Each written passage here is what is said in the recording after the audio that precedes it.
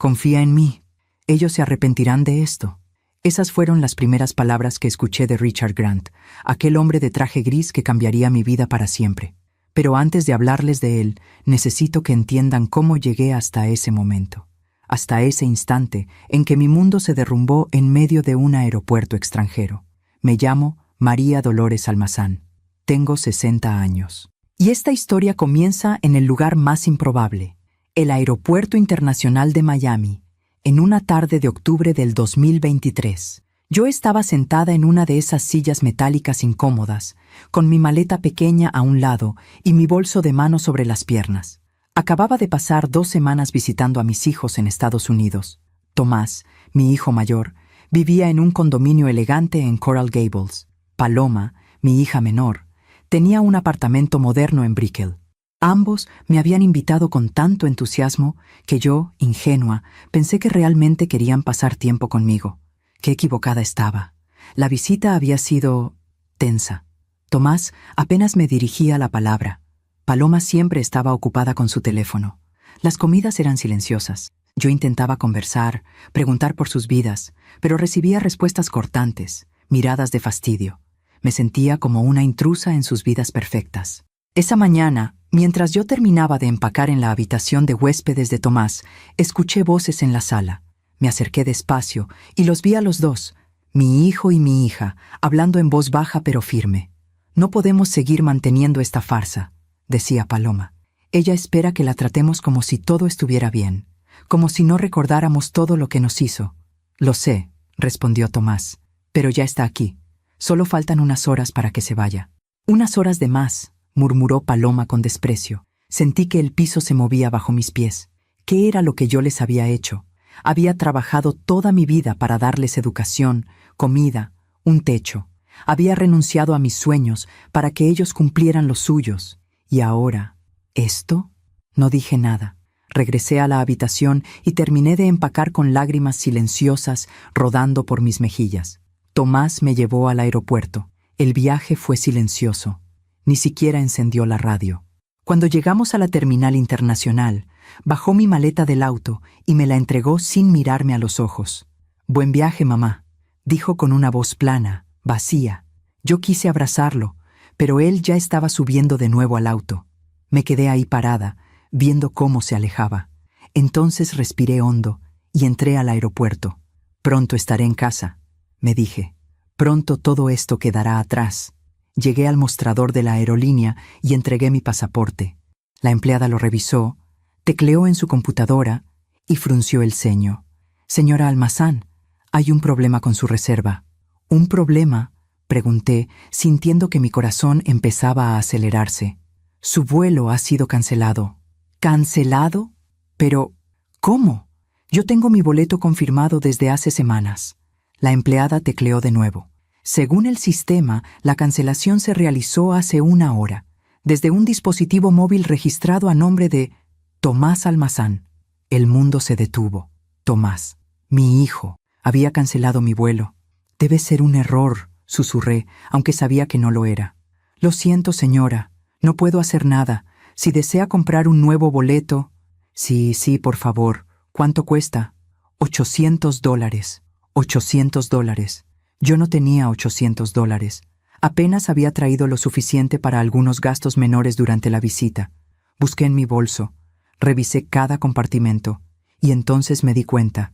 Mi cartera no estaba, tampoco mi teléfono. Los había dejado en la habitación de huéspedes de Tomás. No, espera, yo los había guardado.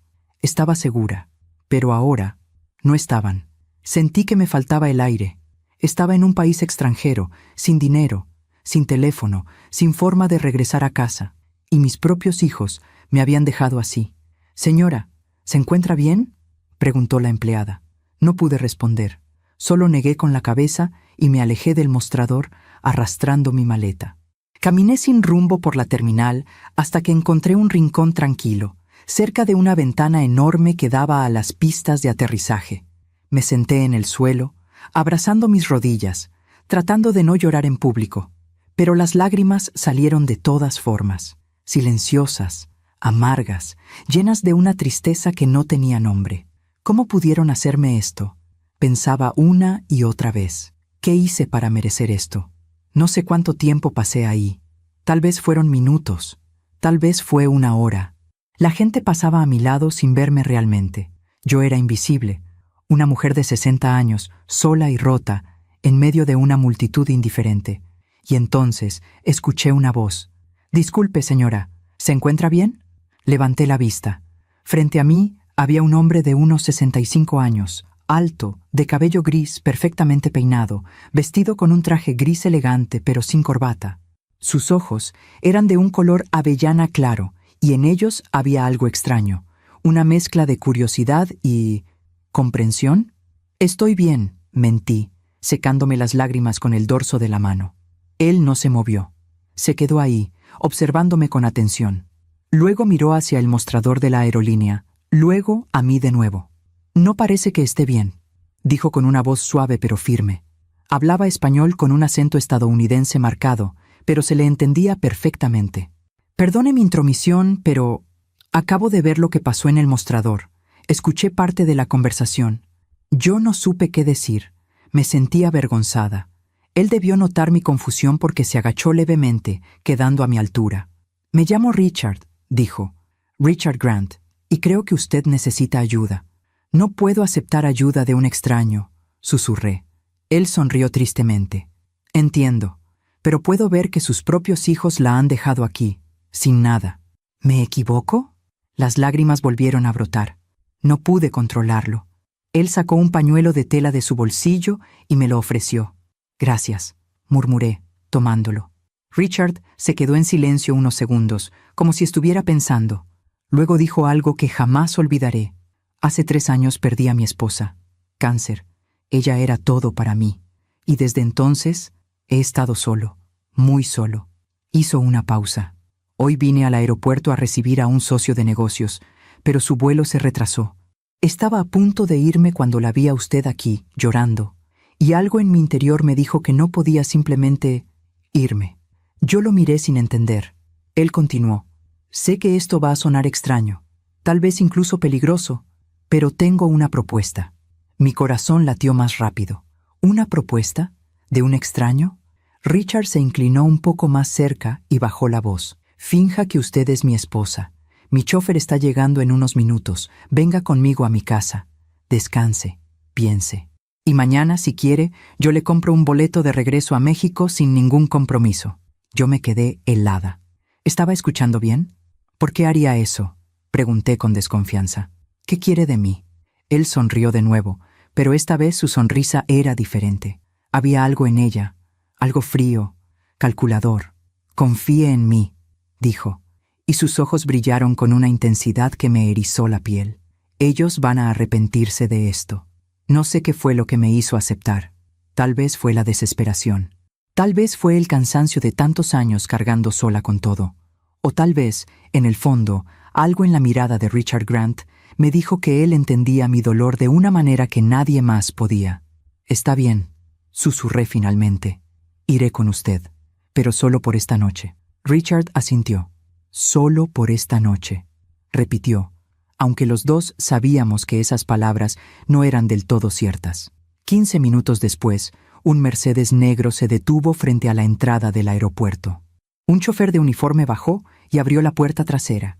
Richard me ofreció su brazo con una caballerosidad que yo no había experimentado en décadas. «Después de usted, señora Grant», dijo con una sonrisa discreta. Esas palabras me hicieron sentir algo extraño. «Señora Grant», como si yo fuera alguien importante, como si yo importara. El viaje fue silencioso. Yo miraba por la ventana mientras Miami desaparecía detrás de nosotros y el paisaje cambiaba a zonas residenciales elegantes, con palmeras altas y mansiones blancas escondidas detrás de muros cubiertos de bugambilias.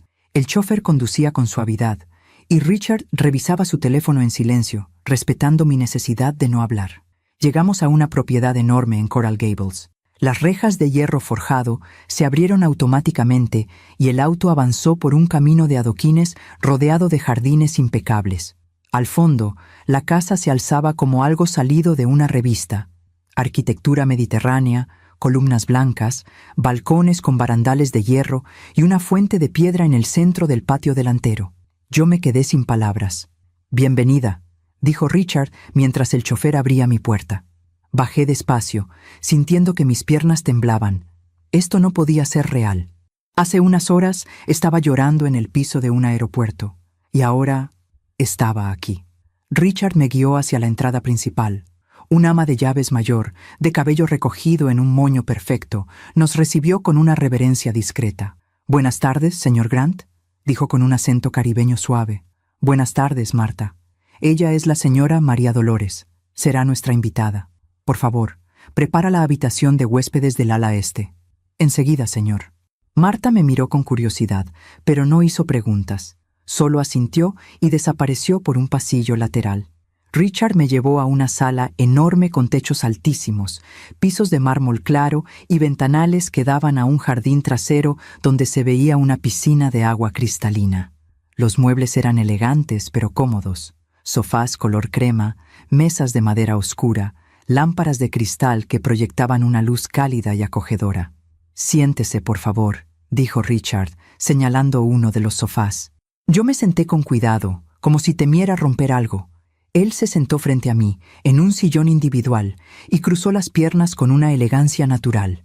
«Sé que esto es poco convencional», comenzó, «pero quiero que sepa que está segura aquí.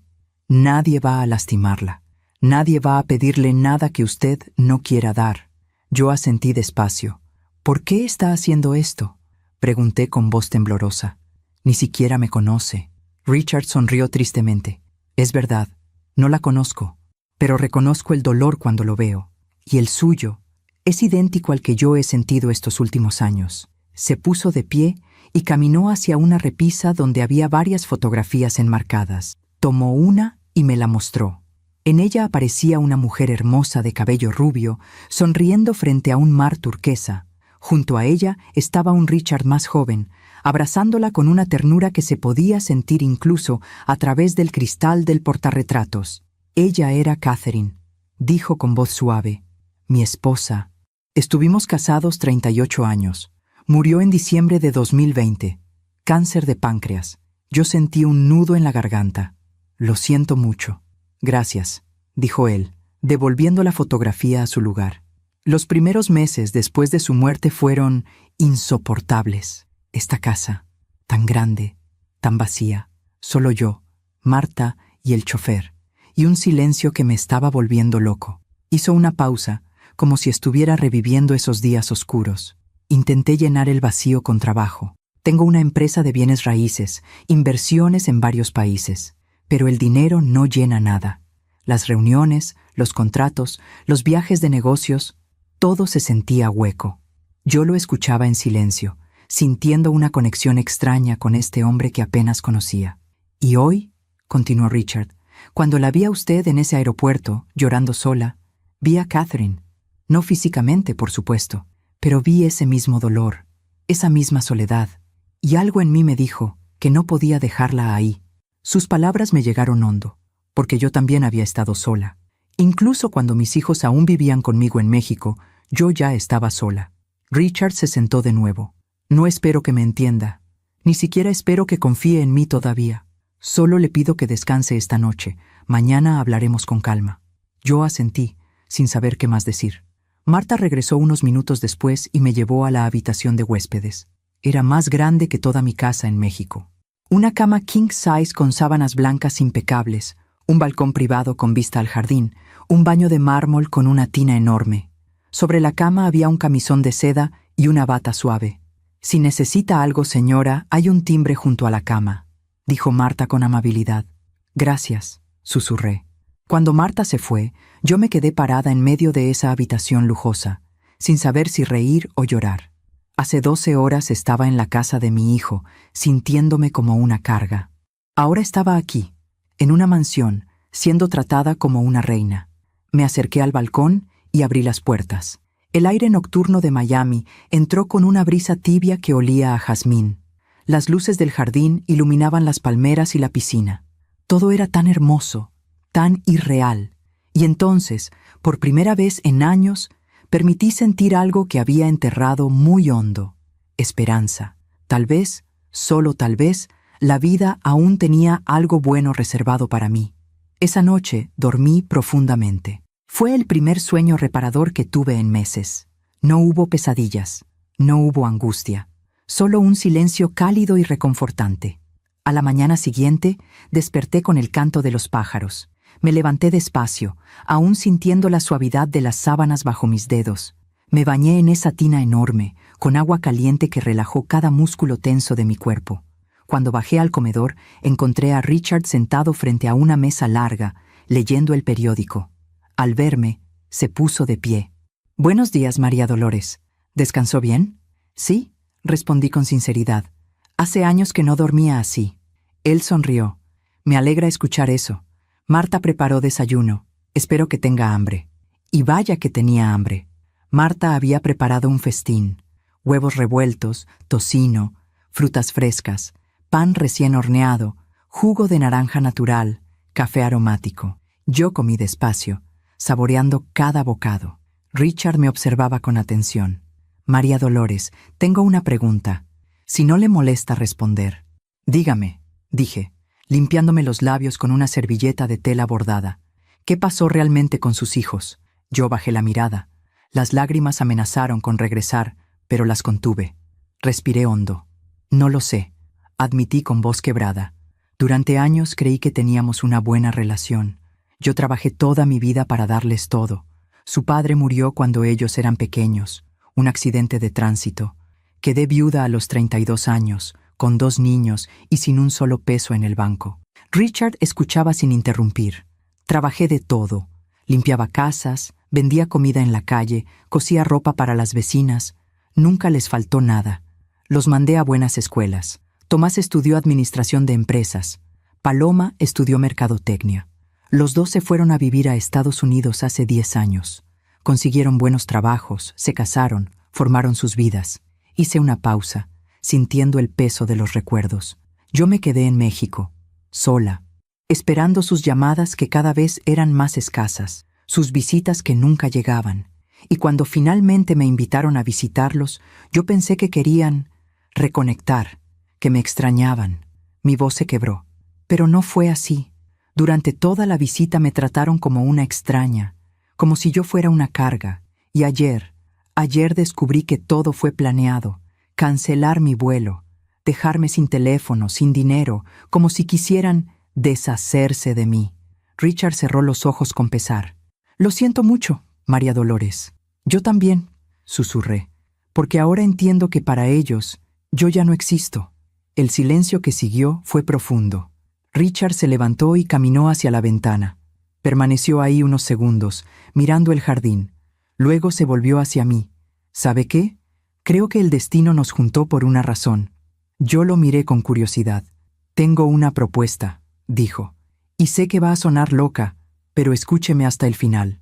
Mi corazón empezó a latir más rápido. Richard se acercó y se sentó de nuevo frente a mí. «Quédese aquí.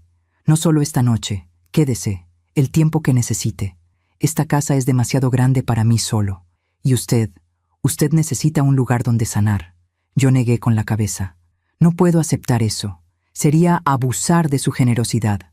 «No sería abuso», dijo él con firmeza. «Sería compañía. Yo estoy cansado de estar solo, y usted merece ser tratada con dignidad». Yo no supe qué responder. Era demasiado, todo era demasiado. Pero en el fondo, una parte de mí quería quedarse. Quería, aunque fuera por unos días, sentir que alguien me valoraba.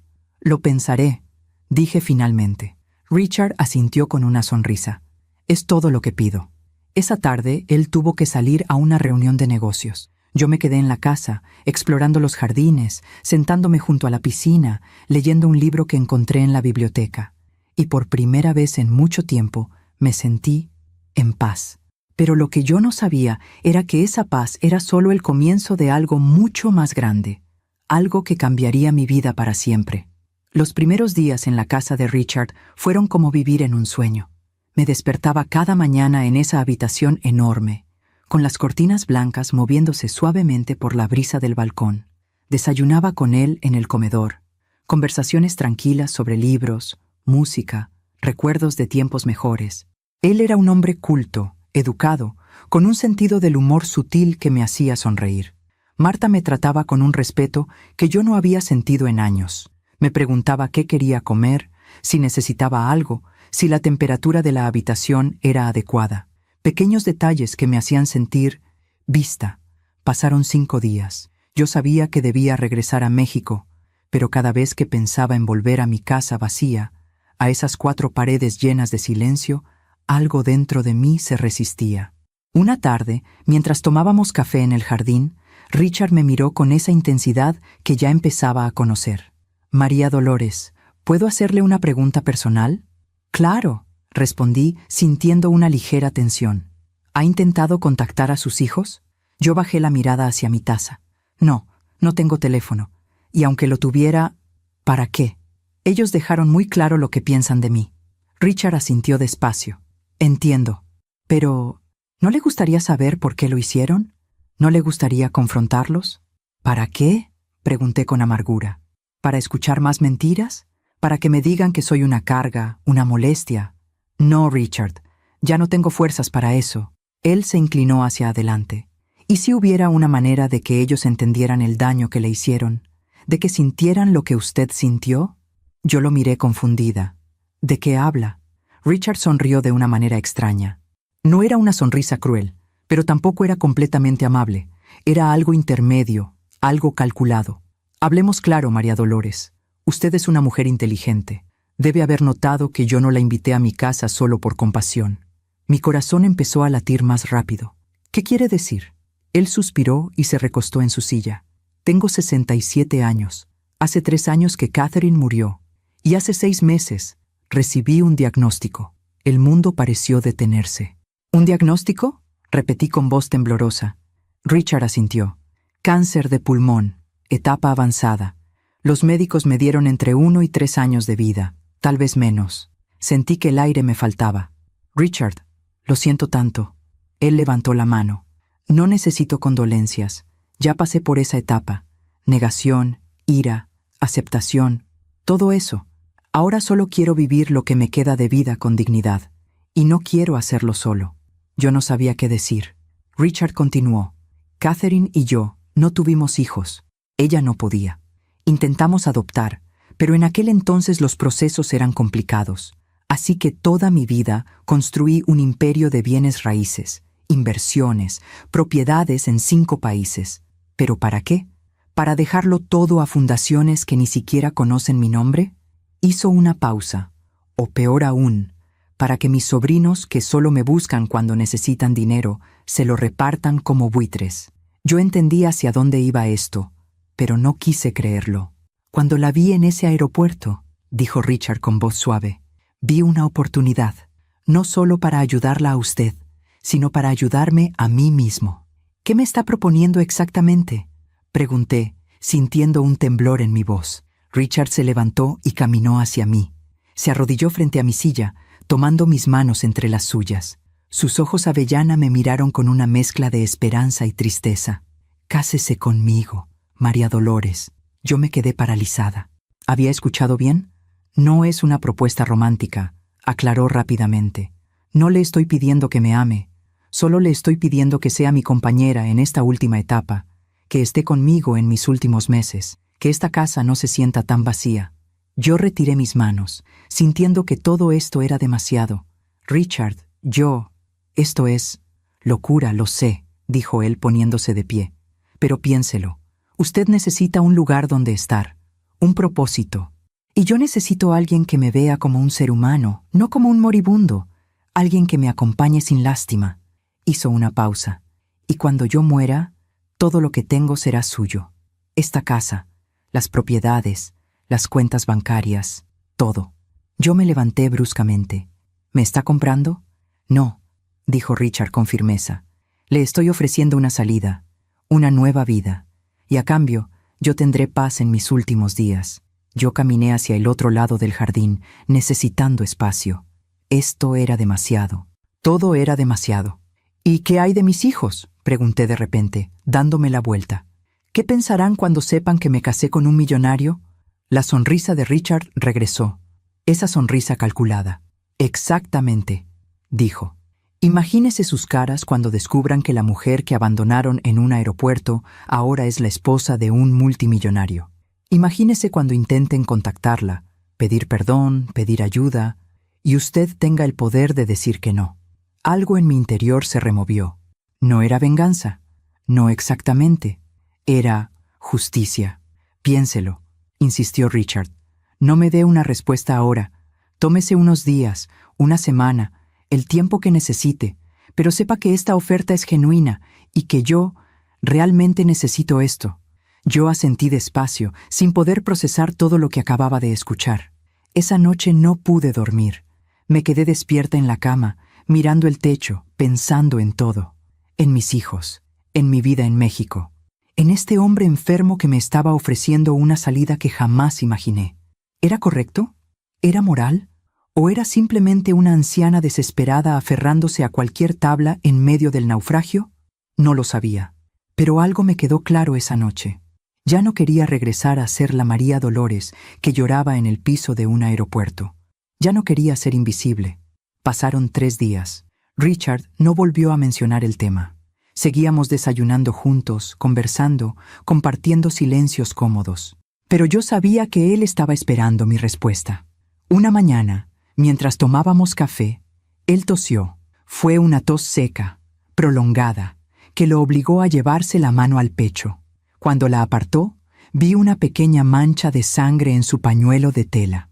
El mismo pañuelo que me había dado en el aeropuerto. Él lo guardó rápidamente, tratando de disimular, pero yo ya lo había visto. ¿Está tomando sus medicamentos?, pregunté con suavidad. Él me miró sorprendido. Sí, pero ya no hacen mucho efecto. Yo sentí una punzada en el pecho. Este hombre, con todo su dinero, con toda su elegancia, estaba muriendo y estaba solo. Richard, dije con voz firme, acepto. Él levantó la vista. ¿Acepta qué? Acepto casarme con usted. Acepto acompañarlo, no por el dinero, sino porque nadie merece morir solo. Richard cerró los ojos, y por primera vez desde que lo conocí, vi una lágrima rodar por su mejilla. Gracias, susurró. Gracias, María Dolores. Nos casamos una semana después. Fue una ceremonia pequeña, íntima, en el jardín de la casa. Solo estuvimos nosotros dos, Marta, el chofer, y un juez de paz que Richard conocía. No hubo vestido blanco, no hubo música, solo votos sencillos y un anillo de oro que él deslizó en mi dedo con manos temblorosas. Prometo cuidarte, le dije cuando me tocó hablar. Prometo dejarte libre cuando ya no esté, respondió él con una sonrisa triste. Y así, a mis 60 años, me convertí en la señora María Dolores Almazán de Grant. Esa noche, mientras cenábamos solos en el comedor, Richard levantó su copa de vino. Por nuevos comienzos, dijo. Por nuevos comienzos, repetí, brindando con él. Pero en el fondo de mi mente, una pregunta seguía resonando. ¿Qué dirían Tomás y Paloma cuando se enteraran? Y lo más importante, ¿me importaba? La respuesta, descubrí, era no. Ya no me importaba. Por primera vez en mi vida, yo era la dueña de mi propio destino. Y esa sensación era embriagadora. Pero lo que yo no sabía era que esa decisión desataría una cadena de eventos que cambiaría todo, absolutamente todo. Los primeros meses como esposa de Richard Grant fueron extraños, no por él, sino por mí misma. Me costaba aceptar que esta nueva vida era real. A veces me despertaba en la madrugada y caminaba descalza por la casa, tocando las paredes de mármol, los muebles de madera fina, solo para asegurarme de que no estaba soñando. Richard era un hombre de rutinas. Desayunábamos a las 8 de la mañana. Él leía el periódico mientras yo tomaba mi café mirando el jardín. Luego él se retiraba a su oficina en el segundo piso para atender llamadas de negocios, revisar contratos, supervisar sus inversiones. Yo, por mi parte, empecé a tomar clases de inglés con un profesor que Richard contrató. Quería entender mejor este país que ahora era mi hogar. Marta me enseñó a manejar algunos aspectos de la casa. ¿Cómo funcionaba el sistema de seguridad? ¿Dónde estaban las llaves de repuesto? ¿Qué días venía el jardinero? Me trataba con respeto, pero también con cariño, como si entendiera que yo necesitaba sentirme útil. Señora Grant, me decía, usted no tiene que ayudarme en la cocina, para eso estoy yo. Lo sé, Marta, respondía yo, pero necesito hacer algo con mis manos. Toda mi vida he trabajado. No puedo simplemente estar sentada. Ella sonreía y me dejaba ayudarla a cortar verduras, preparar salsas, hornear pan. Esos momentos me traían paz. Richard notaba mi inquietud. Una tarde de noviembre, mientras caminábamos por el jardín, me dijo: «María Dolores, sé que esto no es fácil para ti. Pasar de una vida de trabajo constante a una vida de comodidad». «No es eso», respondí. «Es solo que me siento como una impostora, como si en cualquier momento alguien fuera a descubrir que no pertenezco a este mundo». Él se detuvo y me tomó de las manos. «Escúchame bien. Tú no eres una impostora, eres mi esposa, y este es tu hogar tanto como es el mío». Yo asentí, pero en el fondo, la sensación de no pertenecer seguía ahí. Pasaron las semanas. Diciembre llegó con una brisa más fresca. Richard decoró la casa para Navidad, no con ostentación, sino con elegancia. Luces blancas en los árboles del jardín, una corona de pino natural en la puerta principal, un árbol de Navidad en la sala con adornos dorados y plateados. Catherine amaba la Navidad, me dijo mientras colgaba una esfera antigua en el árbol. Cada año compraba un adorno nuevo. Señaló una pequeña campana de cristal, fue el último que compró, 2 semanas antes de morir. Yo toqué la campana con cuidado. Sonó con un tintineo suave, delicado. «Era una mujer especial», dije. «Lo era», respondió Richard con tristeza. «Y sé que nunca podré reemplazarla. Pero tú me has dado algo que pensé que ya no tendría». «¿Qué cosa?», pregunté. «Compañía sin expectativas, conversación sin mentiras, paz». Esas palabras me llegaron hondo, porque yo también sentía lo mismo. Con Richard no tenía que fingir ser fuerte, no tenía que cargar con el peso de las expectativas de nadie. Podía simplemente ser. Una mañana de mediados de diciembre, yo estaba en la cocina ayudando a Marta a preparar tamales. Era algo que me recordaba a México, a las Navidades de mi infancia. Richard entró cargando una caja pequeña envuelta en papel dorado.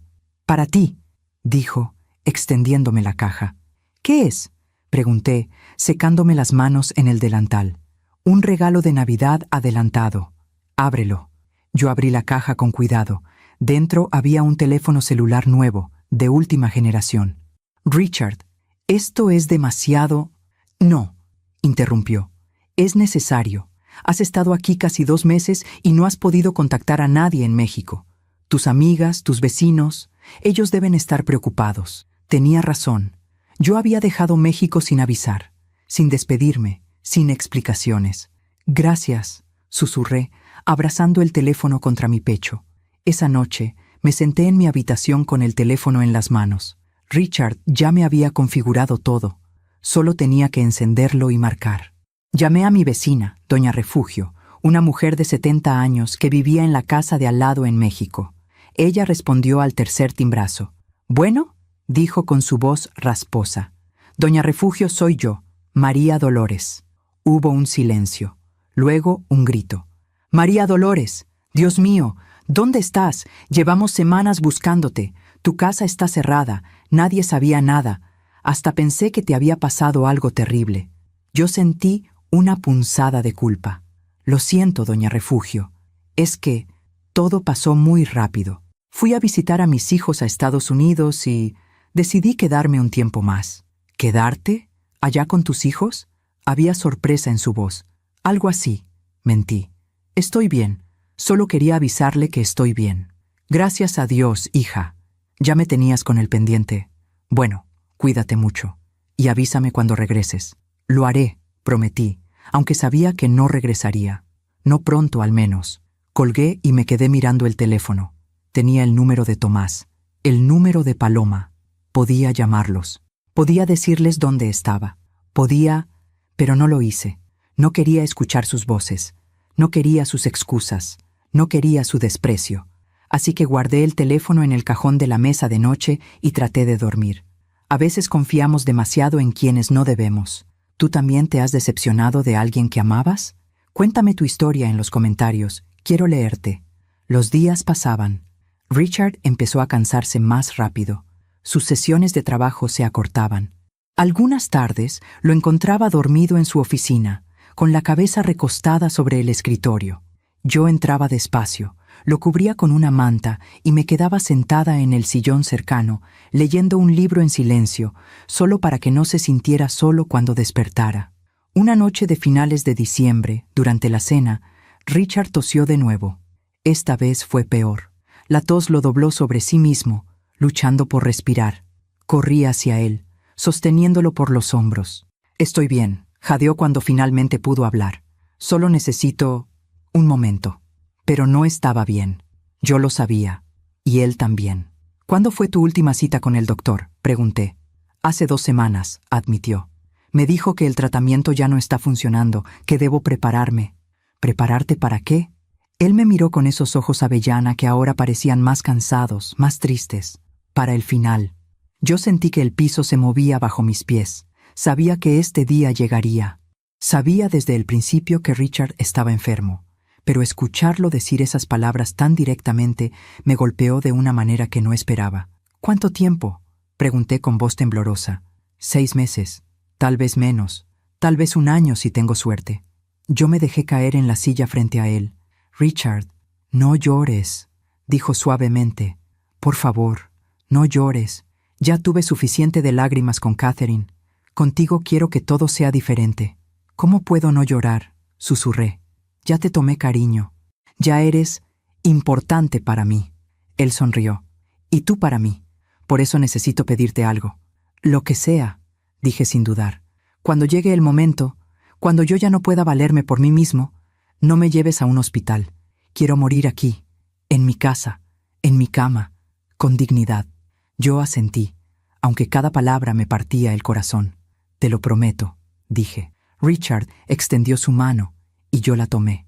Permanecimos así, en silencio, mientras las velas de la mesa proyectaban sombras danzantes en las paredes. Pasó la Navidad. Fue tranquila, solo nosotros 2. Richard me regaló un collar de perlas que había pertenecido a su madre. Yo le regalé un suéter tejido que había hecho con mis propias manos, trabajando en secreto durante las tardes mientras él dormía. «Es perfecto», dijo cuando lo desenvolvió. Nadie me había tejido nada en toda mi vida. Se lo puso de inmediato, a pesar de que hacía calor, y lo usó todos los días desde entonces. Llegó el año nuevo, 2024. Richard y yo brindamos con champán sin alcohol, viendo los fuegos artificiales desde el balcón de su habitación. «Por el tiempo que nos queda», dijo él. «Por el tiempo que nos queda», repetí. Enero transcurrió en una especie de tregua.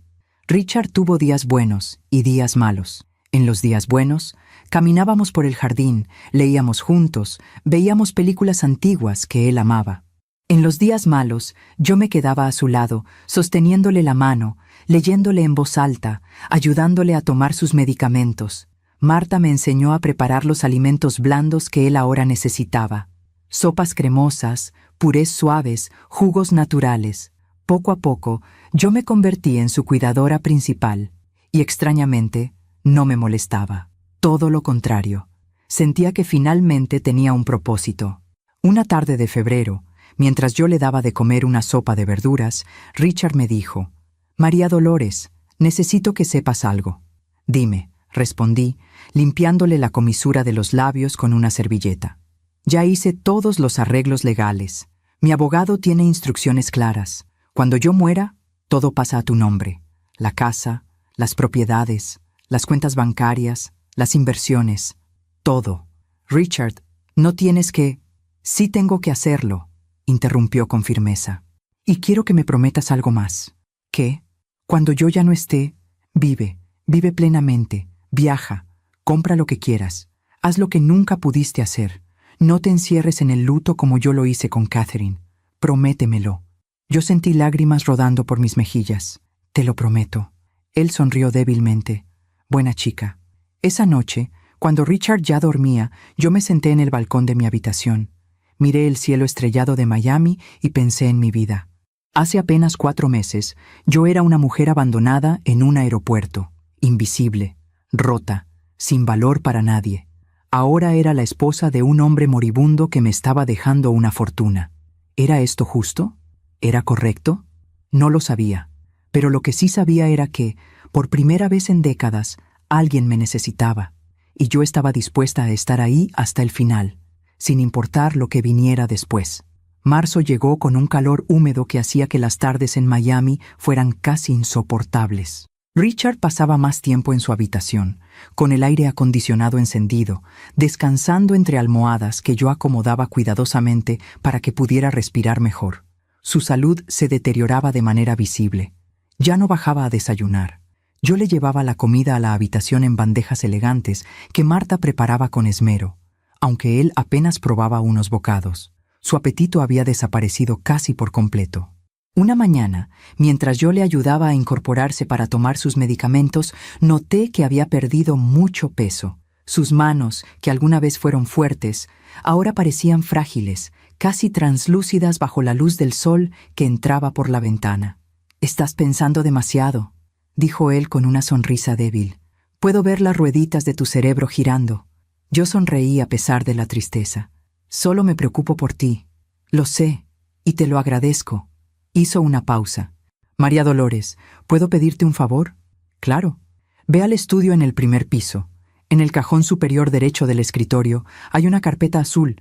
Tráemela, por favor». Yo asentí y bajé las escaleras. El estudio de Richard era una habitación amplia, con estantes de piso a techo, llenos de libros, un escritorio de caoba antigua y grandes ventanales que daban al jardín lateral. Olía a papel viejo y a la colonia que él usaba. Abrí el cajón que me había indicado y encontré la carpeta. Estaba marcada con una etiqueta que decía «Documentos legales, confidencial».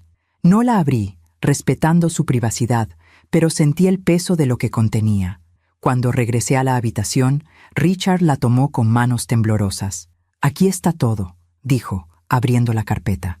«El testamento, los títulos de propiedad, las cuentas bancarias, los contratos de las inversiones». Sacó varios documentos y los extendió sobre la cama. Yo me senté a su lado, observando los papeles llenos de términos legales que apenas entendía. «Mira», señaló uno de los documentos. «Esta es la escritura de esta casa. Valor estimado, $4.200.000. Ahora está a tu nombre». Yo sentí que se me cortaba la respiración. «Richard, espera, hay más», señaló otro documento. «Estas son las propiedades en California. 5 edificios de departamentos en Los Ángeles. Valor conjunto, $12 millones. También a tu nombre». Mi cabeza empezaba a dar vueltas. «Y estas», continuó, mostrándome más papeles, «son las inversiones en fondos internacionales. Aproximadamente $8 millones distribuidos en diferentes portafolios». «Richard, para», susurré. «Es demasiado. Yo no necesito». «Sí necesitas», interrumpió con firmeza. «Necesitas seguridad, necesitas libertad, necesitas nunca más depender de nadie que te trate como si no valieras nada». Sus palabras me golpearon, porque tenía razón. «Todo esto», dijo, cerrando la carpeta, «es tuyo, legalmente. Mi abogado, el señor Morrison, tiene copias de todo. Cuando yo muera, solo tienes que llamarlo y él se encargará de los trámites». Yo tomé su mano. «No quiero hablar de cuando mueras, pero tenemos que hacerlo», dijo suavemente, «porque ese día va a llegar y quiero que estés preparada». Permanecimos en silencio unos momentos. Luego Richard dijo algo que me sorprendió. «¿Nunca has sentido curiosidad por saber de tus hijos?» Yo me tensé. «No». «Mentirosa», dijo con una sonrisa triste. «Puedo verlo en tus ojos. Cada vez que ves una familia en la televisión, cada vez que Marta habla de sus nietos, te preguntas por ellos». Yo aparté la mirada. «¿Y qué si me pregunto? Ellos dejaron muy claro que no me quieren en sus vidas. ¿Y si te equivocas?» «No me equivoco», dije con amargura. «Me abandonaron, Richard. Cancelaron mi vuelo, me dejaron sin dinero, sin teléfono. Eso no fue un malentendido, fue deliberado». Richard asintió despacio. «Tienes razón, pero ¿no te gustaría saber qué están haciendo ahora? ¿Cómo están? ¿Por qué insistes en esto?», pregunté, sintiendo una mezcla de frustración y dolor. «Porque quiero que veas algo». Richard tomó su teléfono de la mesa de noche y tecleó algo. Luego me mostró la pantalla. Era una cuenta de Instagram. El perfil de Paloma. «¿Cómo?», empecé a preguntar. Busqué sus nombres. No fue difícil. Paloma Almazán. Vive en Miami. Trabaja en mercadotecnia. Casada con un tal Derek Hamilton. Yo miré la pantalla con el corazón acelerado. Ahí estaba mi hija. Fotos de ella en restaurantes elegantes, en playas paradisíacas, en eventos sociales, siempre sonriendo, siempre perfecta. Richard deslizó la pantalla. Y mira esta foto. Es de hace 2 semanas. Era una foto de Paloma con un hombre alto, rubio, de traje oscuro. Estaban en lo que parecía ser una gala benéfica. El pie de foto decía: Noche maravillosa apoyando a la Fundación contra el Cáncer Infantil. Gracias, Derek, por ser mi compañero en esta vida. On Blessed, Charity, Miami. Yo sentí una punzada en el pecho. Mi hija organizaba eventos benéficos mientras su propia madre había estado abandonada en un aeropuerto. Y ahora mira esta, dijo Richard, mostrándome otra foto. Era de Tomás. Estaba en un campo de golf con otros hombres, todos vestidos con ropa deportiva cara. El pie de foto decía: cerrando negocios en el green. Así se hace, caballeros. Your business, your beers, golf. Success, your keys, Coral Gables. Mi hijo, el hombre que me había dejado plantada, estaba disfrutando de su vida perfecta como si yo nunca hubiera existido. ¿Ves?, dijo Richard suavemente. Ellos están bien, mejor que bien. No te extrañan, no te buscan. Siguen con sus vidas como si tú nunca hubieras formado parte de ellas. Yo le devolví el teléfono sintiendo náuseas. ¿Por qué me muestras esto? ¿Para lastimarme más? No, dijo Richard. Para que te des cuenta de que tomaste la decisión correcta. Para que no sientas culpa. Para que sepas que cuando ellos se enteren de lo que ahora tienes, va a ser demasiado tarde. Yo lo miré confundida. ¿Qué quieres decir con cuando se enteren? Richard sonrió de esa manera calculada que yo ya conocía. Estoy pensando en hacer una donación pública, a alguna fundación importante, y en la ceremonia presentarte como mi esposa, María Dolores Almazán de Grant, heredera de mi fortuna. Mi corazón dio un vuelco. Richard, no. ¿Eso sería justicia?, completó él. Exactamente. Imagínate, Paloma y Tomás ven las noticias, ven tu foto, ven tu nombre, descubren que la madre que abandonaron ahora es multimillonaria. Hizo una pausa. ¿Crees que seguirán sin buscarte? Yo me levanté de la cama, caminando hacia la ventana. Mi mente era un torbellino de emociones. Parte de mí quería exactamente eso. Quería que mis hijos se enteraran. Quería que sintieran, aunque fuera un poco, del dolor que yo había sentido. Pero otra parte de mí se resistía, porque eso sería venganza. Y la venganza nunca había sido parte de quien yo era. No sé si puedo hacer eso, dije finalmente. No tienes que decidir ahora, respondió Richard, pero piénsalo. Porque créeme, María Dolores, el día que ellos se enteren, van a intentar contactarte. Van a inventar excusas, van a llorar y pedir perdón. Y tú tendrás que decidir si los perdonas o si les cierras la puerta como ellos te la cerraron a ti. Esa noche no pude dormir. Las palabras de Richard resonaban en mi cabeza. Las fotos de mis hijos, tan felices, tan ajenos a mi existencia. Me levanté a las 3 de la mañana y bajé a la cocina. Preparé un té de manzanilla y me senté en la terraza, viendo las luces de la ciudad a lo lejos. Mientras cuento todo esto, pienso en dónde estarás escuchándome. Escribe el nombre de tu ciudad en los comentarios. Marta me encontró ahí cuando bajó a las 6 para empezar su día. ¿No pudo dormir, señora Grant?, preguntó con preocupación. No, admití. Demasiadas cosas en la cabeza. Ella se sentó frente a mí. ¿Puedo decirle algo? Claro, Marta. Llevo trabajando para el señor Grant desde que la señora Catherine enfermó. 6 años. Lo vi sufrir de una manera que ningún ser humano debería sufrir. Lo vi convertirse en una sombra de sí mismo. Hizo una pausa.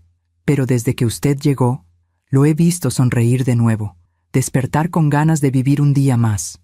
Usted le devolvió algo que pensó que había perdido para siempre. Yo sentí lágrimas en los ojos. ¿Y qué fue eso? Esperanza, dijo Marta simplemente. Le devolvió la esperanza de que la vida todavía podía ser buena, incluso al final. Yo tomé su mano. Gracias por decirme eso. Es la verdad, respondió ella. Y ahora dígame, ¿qué es lo que la tiene tan preocupada? Yo suspiré.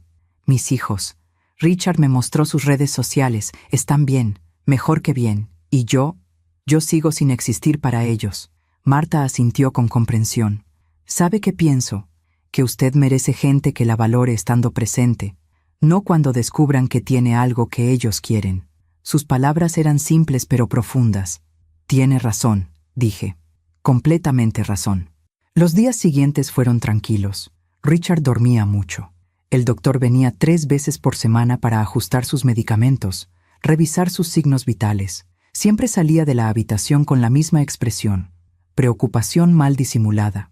Una tarde de finales de marzo, mientras yo leía junto a la cama de Richard, él despertó sobresaltado. «¿María Dolores?», llamó con voz débil.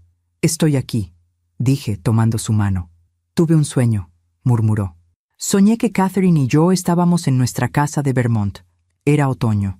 Las hojas estaban rojas y doradas. Ella me tomaba de la mano y me decía que estaba orgullosa de mí. Yo acaricié su cabello gris. Estoy segura de que está orgullosa». «Tal vez», dijo él, «pero lo que me sorprendió fue que en el sueño tú también estabas ahí, sentada en el porche, tejiendo. Y Catherine se acercó a ti y te dijo, «Gracias por cuidarlo, gracias por no dejarlo solo». Yo sentí un escalofrío. «¿Eso dijo?» «Sí». Richard me miró con ojos llorosos. «Creo que ella te aprueba. Creo que ella está feliz de que yo te encontré». Yo no supe qué responder. Solo me incliné y besé su frente. «Descansa», susurré. «Yo voy a estar aquí». «Lo sé», murmuró él, cerrando los ojos de nuevo.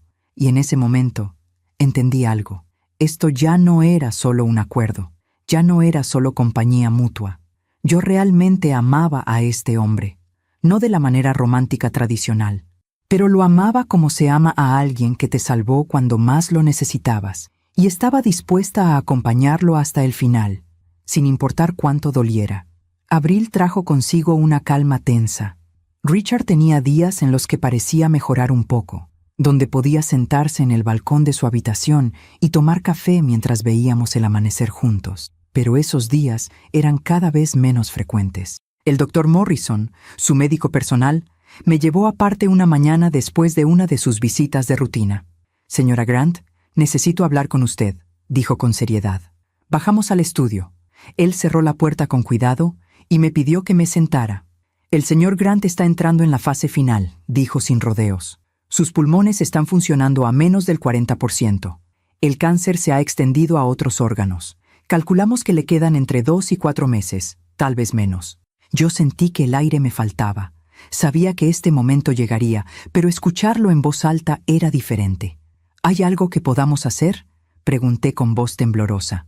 «Solo mantenerlo cómodo, controlar el dolor y estar con él. Eso es lo más importante ahora». Asentí sin poder hablar. El doctor Morrison me puso una mano en el hombro. «Usted está haciendo un trabajo extraordinario, señora Grant. Richard me ha dicho en múltiples ocasiones cuánto valora su presencia. Usted le está dando lo que más necesita, dignidad y compañía». Después de que el doctor se fue, yo me quedé en el estudio, mirando por la ventana. Los árboles del jardín se mecían con la brisa. Las flores que el jardinero había plantado semanas atrás ahora estaban en plena floración. La vida continuaba, indiferente al dolor humano. Subí a la habitación de Richard. Él estaba despierto, mirando el techo. «¿Ya hablaste con Morrison?», dijo. No era una pregunta. «Sí». «¿Te dijo cuánto tiempo me queda?». Yo me senté en la cama junto a él. 2 a 4 meses. Richard asintió despacio. «Menos de lo que esperaba. Más de lo que merezco». «No digas eso». «Es verdad». Hizo una pausa. «María Dolores, hay algo que necesito decirte. Algo que he estado posponiendo». Mi corazón se aceleró. «¿Qué cosa?». Richard se incorporó con dificultad. Yo acomodé las almohadas detrás de su espalda. Él respiró profundo antes de hablar. «Mi sobrino, James, vino a visitarme hace 3 semanas. Tú estabas en el mercado con Marta, por eso no lo viste». Yo fruncí el ceño. Richard nunca había mencionado esa visita. James es el hijo de mi hermana mayor. Tiene 42 años. Trabaja en finanzas en Nueva York. O al menos eso dice. La verdad es que siempre ha vivido de préstamos que nunca devuelve y de favores que nunca paga. Había amargura en su voz. Vino porque se enteró de que estoy enfermo. No sé cómo. Probablemente sobornó a alguien en el consultorio del doctor. Y vino con una propuesta. «¿Qué tipo de propuesta?», pregunté, sintiendo un mal presentimiento. Quería que cambiara mi testamento, que le dejara al menos la mitad de mis propiedades. Me dijo que era lo correcto, que él es familia de sangre, que tiene hijos que mantener. Richard soltó una risa amarga. Le dije que no, que mis decisiones ya estaban tomadas. ¿Y sabes qué hizo? Yo negué con la cabeza. Me amenazó. Me dijo que iba a investigar mi matrimonio, que iba a contratar abogados para demostrar que tú te aprovechaste de un hombre enfermo, que fue matrimonio bajo coacción, que no estaba en mis facultades mentales cuando me casé contigo. Yo sentí que la sangre se me helaba. Richard, lo eché de la casa, continuó él. Le dije que si volvía a acercarse, llamaría a la policía, pero sé que no se va a quedar quieto. Va a intentar algo, probablemente después de que yo muera. Yo me puse de pie, caminando de un lado a otro. ¿Y si tiene razón? ¿Y si un juez determina que nuestro matrimonio no fue válido? No lo hará, dijo Richard con firmeza. Tengo todos los documentos en orden. Evaluaciones psicológicas de 2 psiquiatras independientes que certifican que estaba en plenas facultades mentales cuando nos casamos. Testimonios de Marta, del chofer, de mi abogado. Videos de la ceremonia. Todo está blindado. Hizo una pausa. Pero hay algo más que necesitas saber.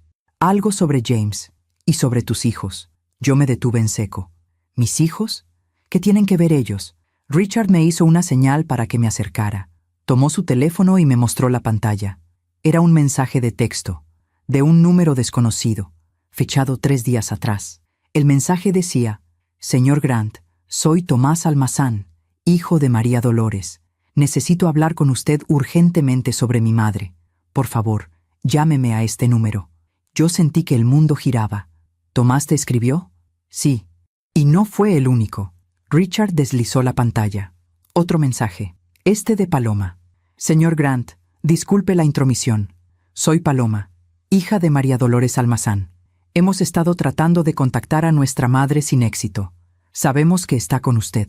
Por favor, permítanos hablar con ella. Es urgente. Yo me dejé caer en la silla junto a la cama. ¿Cómo supieron? James, dijo Richard con disgusto. Después de que lo eché, investigó. Descubrió tu nombre completo. Buscó información sobre ti y encontró a tus hijos en las redes sociales. Les escribió. Les contó que su tío se había casado con una mujer mexicana llamada María Dolores Almazán, probablemente con la esperanza de que ellos ayudaran a crear un escándalo, a invalidar el testamento. Yo no podía creer lo que estaba escuchando. ¿Y qué les respondiste? Nada, dijo Richard. Ignoré sus mensajes, porque quería que fueras tú quien decidiera si quieres hablar con ellos o no. Yo miré los mensajes de nuevo. Tomás había escrito 4 veces, Paloma 3, todos en la última semana, todos con el mismo tono de urgencia fingida. No quieren hablar conmigo, dije con amargura. Quieren saber si es verdad que me casé con un hombre rico. Quieren asegurarse de que no se les escape una oportunidad. Probablemente, admitió Richard. ¿Pero no quieres confirmarlo? ¿No quieres escuchar qué excusas van a inventar? Yo negué con la cabeza. No quiero escuchar nada de ellos. Me abandonaron. Y ahora que creen que tengo algo que vale la pena, aparecen. No, absolutamente no. Richard sonrió con satisfacción. Esa es mi chica. Tomó mi mano. María Dolores, necesito que me prometas algo. Cuando yo muera, van a intensificar los intentos de contacto. Van a aparecer en la puerta de esta casa. Van a llamar, escribir, tal vez incluso involucrar abogados. Y necesito que seas fuerte, que no te dejes manipular por la culpa o por el arrepentimiento falso. Te lo prometo, dije con firmeza. Bien, porque tengo un último regalo para ti. Richard señaló el escritorio de su habitación. En el cajón del medio hay un sobre manila. Tráemelo. Yo fui al escritorio y encontré el sobre. Era grueso, pesado. Se lo llevé a Richard. Él lo abrió y sacó varios documentos. Eran fotografías, impresas en papel de alta calidad. Me mostró la primera. Era una foto de Tomás en un restaurante carísimo en Coral Gables. Según la fecha impresa, había sido tomada 2 semanas después de que ellos me abandonaron en el aeropuerto. Tomás estaba brindando con champán, riendo con otros hombres de negocios. Contrataste a alguien para que los vigilara. Susurré, entendiendo. Sí, admitió Richard sin vergüenza. Un investigador privado. Quería saber con quién estabas lidiando. Quería tener evidencia de su verdadero carácter. Me mostró más fotos. Paloma de compras en tiendas de lujo. Tomás jugando golf. Ambos en eventos sociales, siempre sonriendo, siempre felices. Y luego, una foto que me partió el corazón. Era de Paloma sentada en un café con una amiga. El investigador había logrado grabar su conversación. Había una transcripción adjunta. Leí las palabras en voz alta, aunque cada una me dolía. Amiga. ¿Y tu mamá? ¿Ya regresó a México? Paloma. Sí, supongo. Honestamente fue un alivio cuando se fue. Tomás y yo estábamos hartos, siempre con esa actitud de mártir, recordándonos todo lo que sacrificó por nosotros, como si nosotros se lo hubiéramos pedido. Amiga. Ay, pero es tu mamá. Paloma. Lo sé, pero ya estamos grandes. Ya no necesitamos que nos recuerde constantemente todo lo que hizo. Ya le pagamos, ¿sabes? Le enviamos dinero durante años. Ya cumplimos. Dejé de leer. No podía continuar. Las lágrimas rodaban por mis mejillas sin control. Ya le pagamos, repetí con voz quebrada. Eso piensa mi hija. Que la maternidad es algo que se paga. Que el amor se salda con transferencias bancarias. Richard me abrazó mientras yo lloraba en su hombro. Lloré por la madre que fui. Por la madre que pensé que había sido buena. Por los hijos que creí haber criado con valores. Ahora entiendes por qué insisto en que no les des nada, murmuró Richard. Porque ellos no te ven como su madre. Te ven como una obligación que ya cumplieron. Yo me separé, secándome las lágrimas con el dorso de la mano. Tienes razón. Tienes toda la razón. Richard guardó las fotos de nuevo en el sobre. Quédate con esto. Guárdalo en un lugar seguro. Si algún día dudas, si algún día sientes la tentación de perdonarlos, mira estas fotos. Recuerda quiénes son realmente. Yo tomé el sobre con manos temblorosas. Gracias por mostrarme la verdad. No tienes que agradecerme, dijo él. Solo prométeme que serás feliz, que vivirás la vida que mereces, que no dejarás que nadie te haga sentir pequeña nunca más. Te lo prometo, dije, besando su mejilla. Esa noche, guardé el sobre en la caja fuerte de mi habitación, junto con los documentos legales que Richard me había dado, junto con el collar de perlas de su madre. Me senté en el balcón, mirando las estrellas. Aún me pregunto si hice lo correcto. ¿Y tú? ¿Qué habrías hecho en mi lugar? Y por primera vez sentí algo que no había sentido en meses. Claridad. Mis hijos no me habían abandonado solo en un aeropuerto. Me habían abandonado emocionalmente hace años. Yo solo había sido demasiado ciega, demasiado esperanzada para verlo. Pero ahora lo veía. Y no iba a permitir que me lastimaran de nuevo. Nunca más. Mayo llegó con una luz dorada que iluminaba la habitación de Richard cada tarde. Él pasaba la mayor parte del tiempo dormido ahora, sus respiraciones cada vez más superficiales, más trabajosas. El doctor Morrison venía todos los días. Ya no hablaba de tratamientos, solo de morfina, de comodidad, de tiempo. Yo me había convertido en su enfermera de tiempo completo. Marta me ayudaba, pero yo insistía en hacer la mayor parte del cuidado. Le cambiaba las sábanas, lo ayudaba a beber agua, le leía libros en voz baja cuando estaba despierto. A veces él solo quería que me sentara a su lado, sosteniendo su mano. No tengas miedo, me decía con voz débil. Cuando llegue el momento, estaré listo. Pero yo tenía miedo, miedo de perderlo, miedo de quedarme sola de nuevo, miedo de enfrentar el mundo que vendría después. Una tarde a mediados de mayo, Marta subió a la habitación con una expresión preocupada. Señora Grant, hay alguien en la puerta. 2 personas. Dicen que son sus hijos. Yo sentí que el corazón se me detenía. ¿Qué? Una mujer joven y un hombre. Dicen que se llaman Paloma y Tomás. Insisten en que necesitan hablar con usted urgentemente. Richard, que había estado dormitando, abrió los ojos. ¿Quieres que llame a seguridad?, preguntó con voz ronca. Yo miré hacia la ventana. Desde ahí podía ver la entrada principal. Un auto plateado estaba estacionado frente a las rejas. 2 figuras esperaban junto a él. Mis hijos.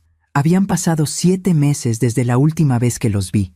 7 meses desde que me abandonaron en ese aeropuerto. No, dije finalmente. No llames a seguridad. Yo bajaré. Richard me tomó de la mano. ¿Estás segura? Sí. Necesito hacer esto. Necesito cerrar este capítulo. Él asintió débilmente. Entonces ve. Pero recuerda quién eres ahora. Recuerda tu valor. Lo haré, prometí. Bajé las escaleras despacio. cada paso pesado como el plomo. Marta me seguía a distancia prudente. Cuando llegué a la puerta principal, respiré hondo antes de abrirla. Ahí estaban. Tomás, mi hijo mayor, vestido con un traje gris elegante, su cabello negro peinado hacia atrás. Se veía próspero, exitoso. Paloma, mi hija, con un vestido color marfil y lentes de sol que se quitó al verme. Estaba más delgada de lo que recordaba, más dura. «Mamá», dijo Tomás, dando un paso hacia adelante. Yo levanté una mano. «Deténganse ahí, no crucen esa puerta». Ambos se quedaron helados. Paloma parecía genuinamente sorprendida. «Mamá, por favor», dijo con voz suave, «solo queremos hablar contigo. Hemos estado tratando de contactarte durante semanas». «Lo sé», respondí con frialdad. Richard me mostró sus mensajes, todos y cada uno de ellos. Tomás se aclaró la garganta. «Entonces, sabes que estamos preocupados. Desapareciste sin decir nada. No regresaste a México. No contestabas tu teléfono». «No tenía teléfono», dije, dejando que cada palabra cayera como una piedra. «¿Lo recuerdan? Lo dejé en la habitación de tu casa, Tomás, junto con mi cartera, mientras ustedes cancelaban mi vuelo». Paloma bajó la mirada. Tomás, sin embargo, mantuvo el contacto visual. «Fue un malentendido», dijo. «Estábamos enojados. Dijiste cosas durante la visita que nos lastimaron. Actuamos impulsivamente, pero nunca quisieron que...» Interrumpí, sintiendo la rabia burbujeando en mi pecho. Nunca quisieron abandonarme en un aeropuerto extranjero sin dinero, sin forma de comunicarme, sin forma de regresar a casa. «Sabíamos que encontrarías una solución», dijo Tomás, y algo en su tono me dijo que realmente lo creía. «Eres fuerte, siempre lo has sido». Yo solté una risa amarga. «¿Esa es tu defensa? ¿Que soy fuerte? ¿Así que estaba bien dejarme ahí tirada?» Paloma dio un paso adelante. «Mamá, por favor, entendemos que estés molesta, pero han pasado meses. Queremos arreglar esto, queremos que regreses a casa». «¿A casa?», repetí. «¿Cuál casa? ¿La que ustedes dejaron perfectamente claro que yo ya no era bienvenida?» «Eso no es cierto», protestó Paloma. «Nunca dijimos eso». Yo caminé hacia ellos, saliendo completamente al porche. No hacía falta que lo dijeran. Sus acciones hablaron por ustedes. Pero dime algo, Paloma. ¿Esto es por mí? ¿O es porque se enteraron de que me casé con un hombre rico? Ella parpadeó, sorprendida. «Nos enteramos de tu matrimonio, sí. Un tal James nos contactó. Nos dijo que su tío, Richard Grant, se había casado contigo, que estabas viviendo en una mansión en Coral Gables. Y ahí fue cuando decidieron que de repente yo era importante de nuevo», dije con desprecio. Tomás se adelantó. «Eso no es justo, mamá. Nos preocupamos por ti, un hombre desconocido, enfermo terminal según nos enteramos, que te casa con él a los meses de conocerte. ¿Cómo esperabas que reaccionáramos? Vinimos a asegurarnos de que estés bien, de que no te estén manipulando». «¿Manipulando?». Yo me reí con incredulidad. «¿Quieren hablar de manipulación? Ustedes me invitaron a visitarlos solo para hacerme sentir que era una carga. Me trataron con desprecio durante 2 semanas. Y luego, cuando ya no me querían ahí, me dejaron abandonada como si fuera basura». «No fue así», gritó Paloma, y por primera vez vi emoción real en su rostro. «Tú no entiendes. Toda nuestra vida nos recordaste cuánto sacrificaste por nosotros, cuánto trabajaste, cuánto renunciaste. Nos hiciste sentir culpables por existir». Sus palabras me golpearon como un puñetazo. «¿Eso piensas? ¿Que yo los culpé por existir?». «Sí». Paloma tenía lágrimas en los ojos ahora. «Cada vez que querías algo de nosotros, nos recordabas todo lo que habías hecho. Trabajé 3 empleos para pagarte la escuela. Vendí mi único anillo de oro para tu graduación. Siempre, siempre la mártir». Yo retrocedí como si me hubiera abofeteado. Yo solo quería que supieran que los amaba, que todo lo que hice fue por amor. «Pues no se sintió como amor», dijo Tomás con dureza. «Se sintió como una deuda que nunca podríamos pagar. Por eso nos fuimos a vivir tan lejos. Por eso limitamos las llamadas, porque cada conversación se convertía en un recordatorio de cuánto te debíamos». Yo sentí lágrimas rodando por mis mejillas. ¿Era verdad? ¿Había hecho eso sin darme cuenta? «Pero eso no justifica lo que hicieron», dije con voz quebrada. «Incluso si se sentían así, no justifica abandonarme». Paloma se limpió las lágrimas. Tienes razón, no lo justifica. Y lo siento. De verdad lo siento, mamá. Tomás también bajó la cabeza. Yo también lo siento. Actuamos mal. Estábamos enojados y actuamos de la peor manera posible. Por un momento, solo hubo silencio. El viento movía las hojas de las palmeras. Un pájaro cantaba en algún lugar del jardín. Y entonces, Paloma dijo: «Queremos que vengas a casa con nosotros. Podemos empezar de nuevo. Podemos ir a terapia familiar si es necesario. Pero por favor, no te quedes con este hombre que apenas conoces». Ahí estaba, la verdadera razón de su visita. «¿Este hombre?», repetí. «Su nombre es Richard. Y me salvó cuando ustedes me abandonaron. Me dio un hogar cuando no tenía a dónde ir. Me trató con más respeto en un día que ustedes en años.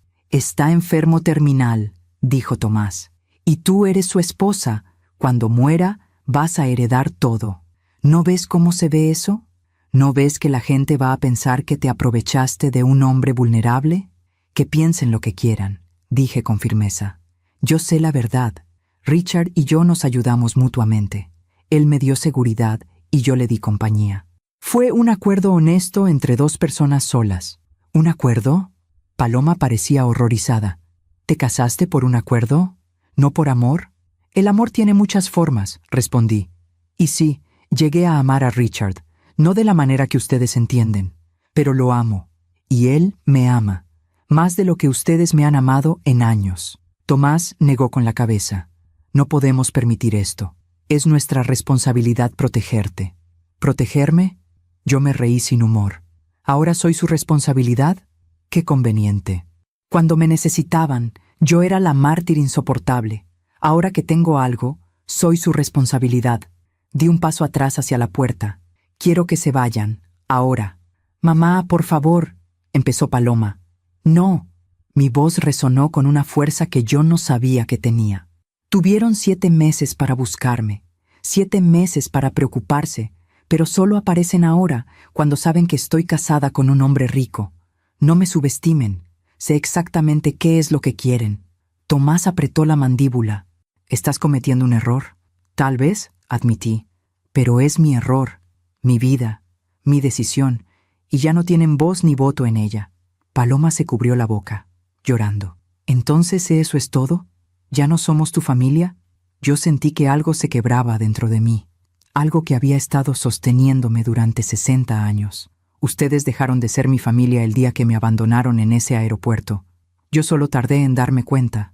Me di la vuelta para entrar a la casa. Tomás dio un último intento. «Si regresas con nosotros ahora, olvidaremos todo esto. Pero si te quedas, si realmente heredas la fortuna de ese hombre, no esperes nada de nosotros». Yo me detuve en el umbral.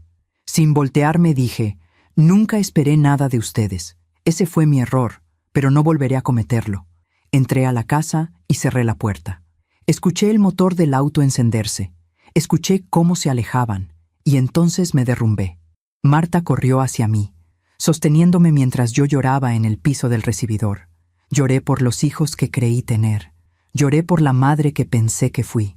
Lloré por los años perdidos, por las esperanzas rotas, por el amor que di y nunca fue suficiente. Cuando finalmente pude ponerme de pie, subí las escaleras con piernas temblorosas.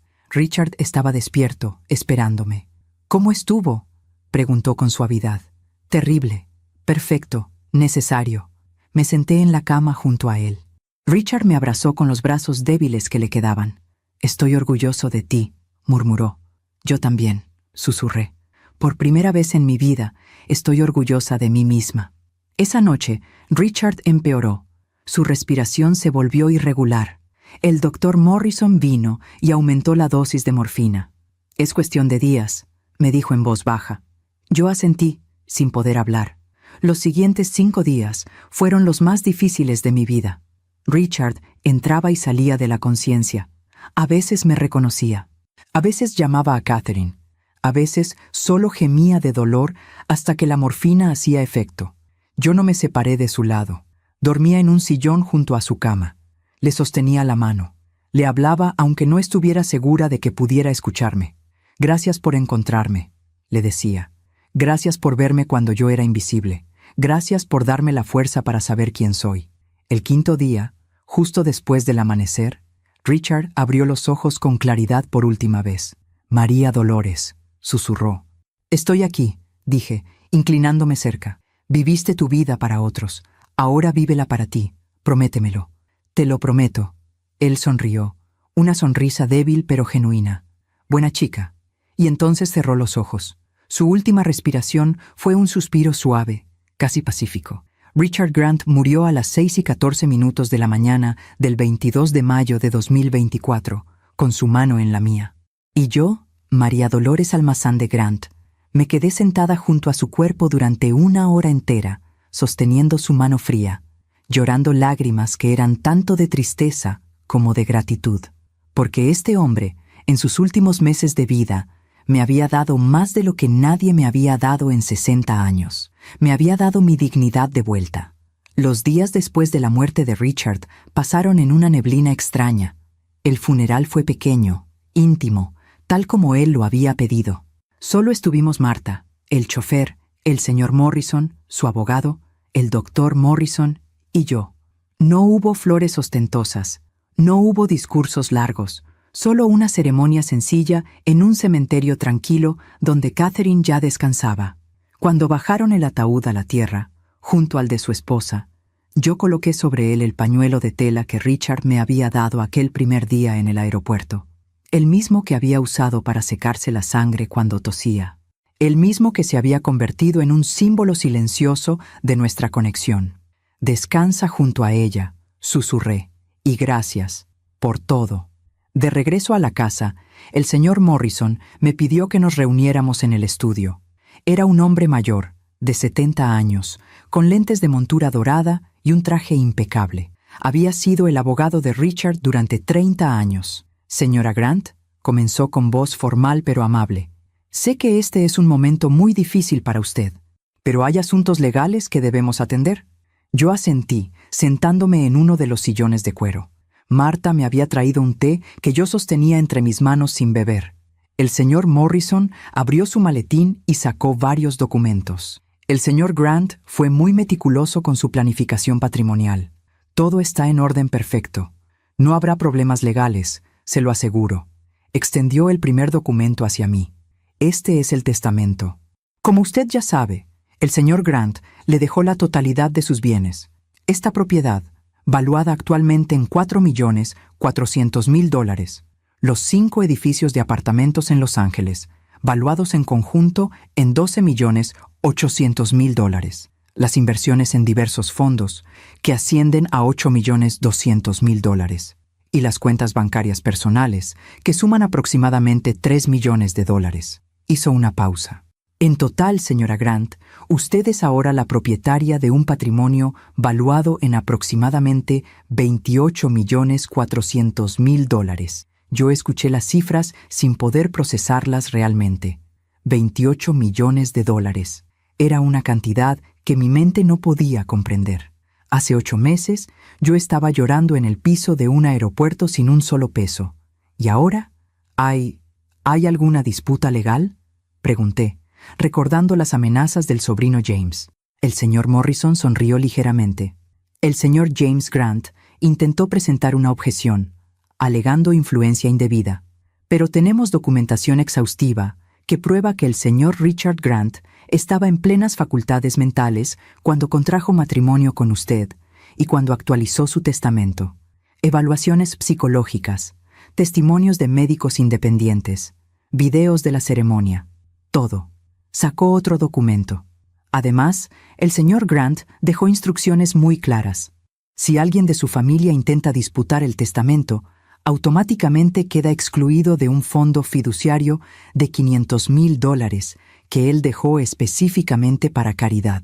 James desistió de su objeción en cuanto su abogado le explicó las implicaciones. Yo sentí un alivio enorme. ¿Entonces todo está resuelto? Completamente. Los documentos de transferencia de propiedad ya están en proceso. En aproximadamente 2 semanas, todo estará oficialmente a su nombre. El señor Morrison se inclinó hacia adelante. Señora Grant, si me permite un consejo personal. Usted es ahora una mujer muy rica. Eso atraerá atención. Algunas personas querrán acercarse a usted por razones equivocadas.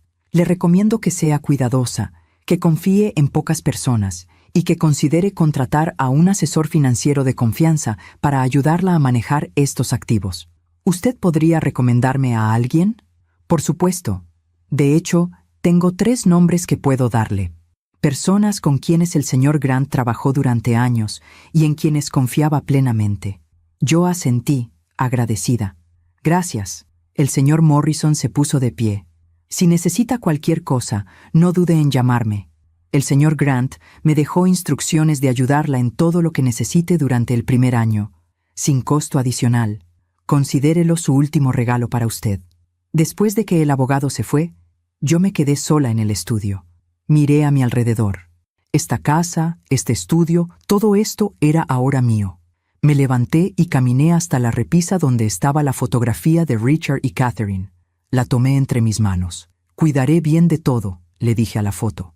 Te lo prometo. Los días se convirtieron en semanas. Junio llegó con sus tardes calurosas y sus atardeceres dorados. Yo empecé a adaptarme lentamente a mi nueva realidad.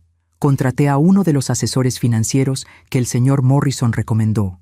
Un hombre llamado David Chen, de 50 años, con 25 años de experiencia en gestión patrimonial. Nos reunimos 3 veces por semana durante el primer mes. Él me explicó cada inversión, cada propiedad, cada cuenta. Me enseñó a leer los reportes financieros, a entender los rendimientos, a tomar decisiones informadas. Señora Grant, me dijo en una de nuestras reuniones, usted tiene aquí un portafolio muy sólido. Con la gestión correcta, este patrimonio no solo se mantendrá, sino que crecerá y generará suficientes ingresos pasivos para que usted viva muy cómodamente sin tocar el capital principal. ¿Cuánto es suficiente?, pregunté, todavía sin acostumbrarme a hablar de dinero en estas cantidades. David hizo algunos cálculos. Con el rendimiento actual de sus inversiones y las rentas de los edificios en Los Ángeles, usted está generando aproximadamente $150,000 mensuales. Después de impuestos, esos son cerca de $90,000 mensuales de ingreso disponible. $90,000 al mes. Yo, que había vivido con menos de $1,000 al mes durante la mayor parte de mi vida. ¿Y qué debería hacer con ese dinero?, pregunté. David sonrió. Lo que usted quiera, señora Grant. Viajar, invertir más, donarlo a causas benéficas, vivir. El punto es que usted ahora tiene libertad completa. Libertad. Esa palabra resonó en mi mente durante días. Una tarde de principios de julio, mientras tomaba café en el jardín, mi teléfono sonó. Era un número de México que no reconocí. Dudé, pero finalmente contesté. ¿Bueno? ¿María Dolores? Era la voz de doña Refugio, mi antigua vecina. Hija, ¿cómo estás? Bien, doña Refugio. ¿Todo bien por allá? Sí. Te llamo porque... Bueno, han venido unas personas preguntando por ti. Tus hijos. Vinieron hace 2 semanas. Querían saber si yo sabía algo de ti, si habías regresado. Mi corazón se aceleró. ¿Y qué les dijo? Les dije la verdad, que no sé nada, que me llamaste hace meses para decir que estabas bien, pero que no he sabido más. Parecían desesperados. Gracias por no decirles nada más, dije. María Dolores, ¿estás en problemas? Porque si necesitas ayuda... No, doña Refugio, no estoy en problemas. Todo lo contrario, estoy bien, muy bien. Solo necesito tiempo lejos, ¿entiende? Hubo una pausa. Entiendo, hija. Cuídate mucho. Usted también. Colgué y me quedé pensando. Tomás y Paloma habían ido hasta México buscándome. Después de que los confronté, después de que les cerré la puerta, seguían intentando contactarme, pero ya no me conmovía. Yo sabía la verdad, y esa verdad me había liberado. A finales de julio, tomé una decisión. Llamé a Marta a la sala. Marta, tengo algo que proponerte. Ella se sentó frente a mí, con esa expresión amable que siempre tenía. Dígame, señora Grant, he estado pensando. Esta casa es demasiado grande para mí sola. Y tú has trabajado para Richard durante años, siempre con lealtad, siempre con cariño. Quiero aumentar tu salario, considerablemente. Marta parpadeó sorprendida. Señora, usted ya me paga muy bien. No es suficiente. A partir de ahora, tu salario será de $5,000 mensuales. Y además, Quiero que tengas beneficios completos de salud para ti y tu familia. Y quiero establecer un fondo para la educación de tus nietos. $50,000 para cada uno. Marta se cubrió la boca, con lágrimas en los ojos. Señora Grant, yo no sé qué decir. No digas nada. Solo acepta, porque sin ti, estos últimos meses habrían sido imposibles. Tú me enseñaste cómo funciona esta casa. Me acompañaste cuando cuidaba a Richard. Me diste tu amistad cuando más la necesitaba. Marta se levantó y me abrazó. Ambas lloramos juntas.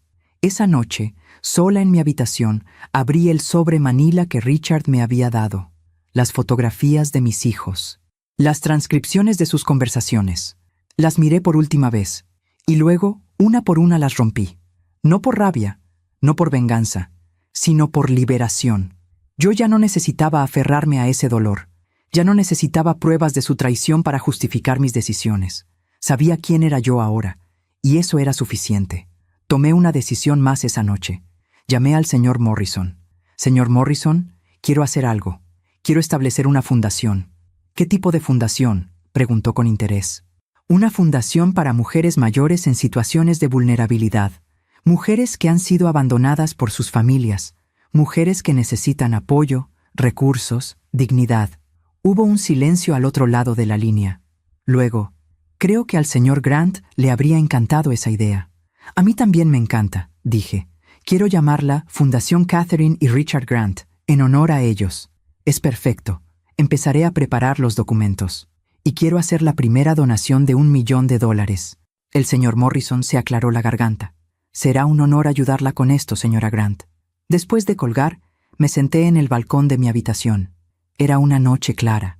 Las estrellas brillaban intensamente sobre Miami. Pensé en mi vida, en la mujer que fui, en la mujer que era ahora. Pensé en Tomás y Paloma, y por primera vez sentí paz. No los odiaba, no les deseaba mal. Simplemente, ya no eran parte de mi vida, y estaba bien. Había aprendido algo fundamental. El amor no se debe. El respeto no se negocia, y la dignidad no tiene precio. Richard me había enseñado eso. Me había dado las herramientas para verme a mí misma con claridad, para entender mi valor. Y ahora, con esas herramientas, yo iba a construir algo nuevo, algo significativo. No para probarle nada a nadie, sino para honrar la segunda oportunidad que la vida me había dado. Respiré hondo, sintiendo el aire cálido de la noche llenando mis pulmones. Por primera vez en 60 años, sentí que mi vida realmente me pertenecía, y esa sensación era más valiosa que cualquier fortuna. Agosto llegó con tormentas vespertinas que refrescaban el aire caliente de Miami. Yo había empezado a encontrar una rutina nueva. Me levantaba temprano, desayunaba en el jardín, luego trabajaba con David Chen revisando las inversiones. Por las tardes, me reunía con el equipo que estaba ayudándome a establecer la Fundación Catherine y Richard Grant. Habíamos alquilado una oficina pequeña en Coral Gables. Contraté a 3 personas, una trabajadora social, una administradora y una abogada especializada en casos de familia. Juntas, estábamos creando un programa piloto para ayudar a mujeres de 50 años en adelante que enfrentaban abandono familiar, abuso económico o simplemente soledad extrema. El trabajo me llenaba de propósito. Cada historia que escuchaba me recordaba mi propia historia. Cada mujer que ayudábamos era, de alguna manera, la María Dolores que lloró en ese aeropuerto.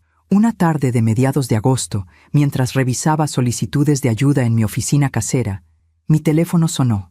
Era un número desconocido de Florida. Dudé antes de contestar. «Bueno, señora María Dolores Almazán de Grant». Era una voz masculina, formal. «Sí, soy yo. ¿Quién habla?» «Mi nombre es Robert Hastings. Soy abogado. Represento a la señora Paloma Almazán Hamilton». Mi corazón se detuvo. «¿Qué quiere?» «La señora Hamilton me ha contratado para establecer contacto con usted. Ella ha intentado comunicarse por varios medios sin éxito. Solicita una reunión formal para discutir asuntos familiares importantes». Yo cerré los ojos. «Señor Hastings, dígale a su clienta que no tengo interés en reunirme con ella. Ya tuvimos nuestra conversación. No hay nada más que discutir. Señora Grant, entiendo su reticencia. Pero la señora Hamilton insiste en que hay malentendidos que necesitan aclararse. Además, Hay asuntos legales que... ¿Asuntos legales?, interrumpí. ¿Me está amenazando? No, no, por supuesto que no, se apresuró a decir. Solo quería informarle que la señora Hamilton está atravesando dificultades y espera que, como su madre, usted pueda... Yo colgué sin dejarle terminar. Las manos me temblaban. ¿Dificultades? ¿Ahora Paloma tenía dificultades y esperaba que yo la ayudara? Llamé inmediatamente al señor Morrison. Señor Morrison, acabo de recibir una llamada de un abogado representando a mi hija. ¿Pueden ellos intentar algo legal contra mí? El señor Morrison se aclaró la garganta. ¿Qué tipo de acción legal mencionó? No mencionó nada específico, solo habló de asuntos legales de manera vaga. Permítame investigar. ¿Me puede dar el nombre del abogado? Le di el nombre. Morrison prometió averiguar qué estaba pasando. 2 días después, recibí su llamada. Señora Grant, hice algunas averiguaciones. Resulta que su hija y su esposo están enfrentando serios problemas financieros. El señor Derek Hamilton perdió su empleo hace 4 meses. Trabajaba en una firma de inversiones que quebró, y aparentemente ellos habían estado viviendo muy por encima de sus posibilidades. Tienen deudas significativas. Yo me senté despacio. ¿Cuánto? Aproximadamente $200,000 en deudas de tarjetas de crédito, un préstamo hipotecario atrasado de su apartamento y un auto de lujo que está a punto de ser embargado. Y ahora ella piensa que yo voy a rescatarla, dije con amargura. Eso parece, pero legalmente usted no tiene ninguna obligación. Ella es una adulta. Sus deudas son su responsabilidad. ¿Y mi hijo? ¿Sabe algo de Tomás? Morrison hizo una pausa. Sí, también investigué. Su hijo está teniendo problemas en su trabajo. Aparentemente, hubo irregularidades en algunos contratos que él manejó. Nada criminal todavía, pero su reputación está dañada. Está enfrentando posibles demandas civiles. Yo no sentí satisfacción al escuchar esto, solo una tristeza profunda. ¿Ellos saben que usted investigó?, pregunté. No, y no tienen por qué saberlo. Solo quería que usted estuviera informada. Gracias, señor Morrison. Después de colgar, me quedé sentada en el estudio durante largo rato. Mis hijos, que habían estado tan orgullosos, tan exitosos, tan por encima de mí, ahora estaban cayendo, no por mi culpa, sino por las consecuencias naturales de sus propias decisiones. Paloma y Derek habían vivido en la apariencia, gastando dinero que no tenían para mantener una imagen de éxito. Tomás había tomado atajos en su trabajo, probablemente presionado por esa misma necesidad de aparentar. Y ahora, cuando las cosas se derrumbaban, querían que su madre los rescatara. La misma madre que habían abandonado sin pensarlo 2 veces. La vida siempre cobra sus deudas. Esa frase resonó en mi mente. Richard me la había dicho una vez. La vida siempre cobra sus deudas, María Dolores. Tal vez no hoy, tal vez no mañana, pero siempre lo hace. Una semana después, recibí un mensaje de texto. Era de Paloma. Había conseguido mi número de alguna manera. El mensaje decía: «Mamá, por favor, necesito hablar contigo. Derek perdió su trabajo. Estamos a punto de perder nuestro apartamento. Solo necesitamos un préstamo. Te prometo que te lo devolveremos. Por favor, soy tu hija». Yo leí el mensaje 3 veces, cada palabra diseñada para manipular. «Soy tu hija», como si eso borrara todo lo que había pasado. No respondí. Al día siguiente, llegó otro mensaje. Este de Tomás. «Mamá, sé que estás molesta, pero necesito tu ayuda. Estoy enfrentando problemas legales por unos contratos. Necesito contratar un buen abogado. Sé que ahora tienes dinero. Por favor, somos familia». «Somos familia». Esas palabras que ellos habían ignorado cuando me abandonaron, que habían olvidado cuando hablaban de mí con desprecio a sus amigos. Ahora las recordaban. Ahora la familia importaba. No respondí ese mensaje tampoco. Los días pasaron. Los mensajes se volvieron más frecuentes, más desesperados. De Paloma. «Mamá, por favor, solo $50,000. Es nada para ti ahora». De Tomás. «Entiendo que estés enojada, pero no puedes dejar que tu propio hijo vaya a la cárcel». De Paloma. «Si no nos ayudas, vamos a perder todo. ¿Eso quieres? ¿Vernos en la calle?» De Tomás. «Pensé que eras mejor persona que esto». Ese último mensaje fue el que más me dolió. Pensé que eras mejor persona que esto. como si ser una buena persona significara dejarme manipular, como si el amor de madre viniera con la obligación de rescatar a adultos irresponsables de las consecuencias de sus propias acciones. Esa noche escribí una respuesta, la única que les enviaría. Tomás y Paloma. Durante 60 años traté de ser una buena madre. Trabajé, sacrifiqué, di todo lo que tenía. Ustedes decidieron que eso no era suficiente. Decidieron que yo era una carga. Me abandonaron cuando más vulnerable estaba. Ahora están enfrentando las consecuencias de sus propias decisiones. Y quieren que yo los rescate. Pero ser una buena madre no significa permitir que me falten al respeto. No significa rescatarlos de su propia irresponsabilidad. Les deseo lo mejor. Espero que encuentren la forma de resolver sus problemas, pero no será con mi dinero, ni con mi presencia. Cuídense, María Dolores. Presioné enviar antes de poder arrepentirme. Inmediatamente, mi teléfono empezó a sonar. Era Paloma. No contesté. Luego Tomás. Tampoco contesté. Los mensajes llegaron en avalancha. «¡No puedes hacer esto! Eres nuestra madre. Vamos a perder todo por tu culpa. Alguna vez me llamaste loca. Años después, vi ese mismo vacío en tu mirada mientras estaba sola en aquel hospital. La vida siempre cobra sus deudas». Bloqueé sus números. Al día siguiente, cambié mi número de teléfono. Solo se lo di a Marta, al señor Morrison, a David Chen y a las personas de mi fundación. Tomás y Paloma podían seguir intentando contactarme. Podían seguir enviando abogados. Pero yo ya no estaba disponible para ellos. Septiembre llegó con un aire más fresco. La Fundación Catherine y Richard Grant abrió oficialmente sus puertas. Hicimos una ceremonia pequeña con cobertura de prensa local. Yo di un discurso breve. Esta fundación nace de una experiencia personal. Nace del conocimiento de que hay mujeres que, después de dar toda una vida a sus familias, se encuentran solas y vulnerables. Mujeres que merecen dignidad, apoyo y una segunda oportunidad. En honor a Richard y Catherine Grant, quienes me dieron mi segunda oportunidad, dedico este trabajo a todas las mujeres que necesitan saber que su vida no ha terminado, que todavía hay esperanza. Las fotografías del evento salieron en el periódico local. Mi nombre completo, María Dolores Almazán de Grant. Mi historia, viuda reciente, heredera de una fortuna, fundadora de una organización benéfica. Supe que Tomás y Paloma verían esas fotos, verían mi nombre en el periódico, verían la confirmación definitiva de que su madre, la mujer que habían descartado, ahora era alguien importante. Pero ya no me importaba su reacción, porque yo finalmente entendí algo fundamental. La justicia no siempre es dramática. No siempre viene con confrontaciones épicas o venganzas elaboradas. A veces, la justicia es simplemente vivir bien, es encontrar paz, es usar el dolor para crear algo bueno. Mis hijos eligieron su camino, eligieron la superficialidad, las apariencias, el egoísmo, y ese camino los llevó exactamente a donde merecían estar, enfrentando las consecuencias naturales de sus elecciones. Yo elegí un camino diferente. Elegí la dignidad. Elegí usar mi fortuna para ayudar a otros. Elegí vivir con propósito. Y esa diferencia lo decía todo. Una tarde de finales de septiembre, estaba sentada en el jardín tomando té helado, cuando Marta se acercó. «Señora Grant, alguien dejó esto en la puerta». Me entregó un sobre.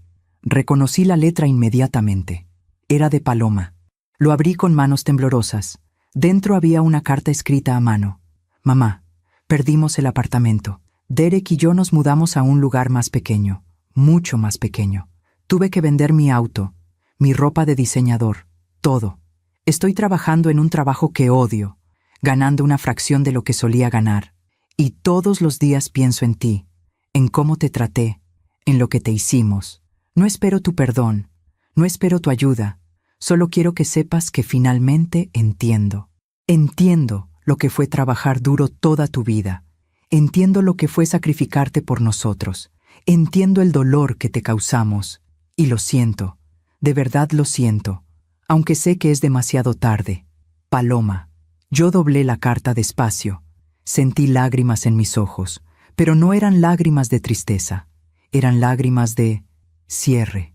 Paloma finalmente entendía. Finalmente, había experimentado en carne propia lo que era luchar, trabajar duro, perder las comodidades. Pero su comprensión llegaba demasiado tarde, no porque yo quisiera castigarla, sino porque ya no éramos las mismas personas. Yo había cambiado, había crecido. Me había convertido en alguien que ya no necesitaba la validación de sus hijos para sentirse valiosa. Guardé la carta en un cajón de mi habitación.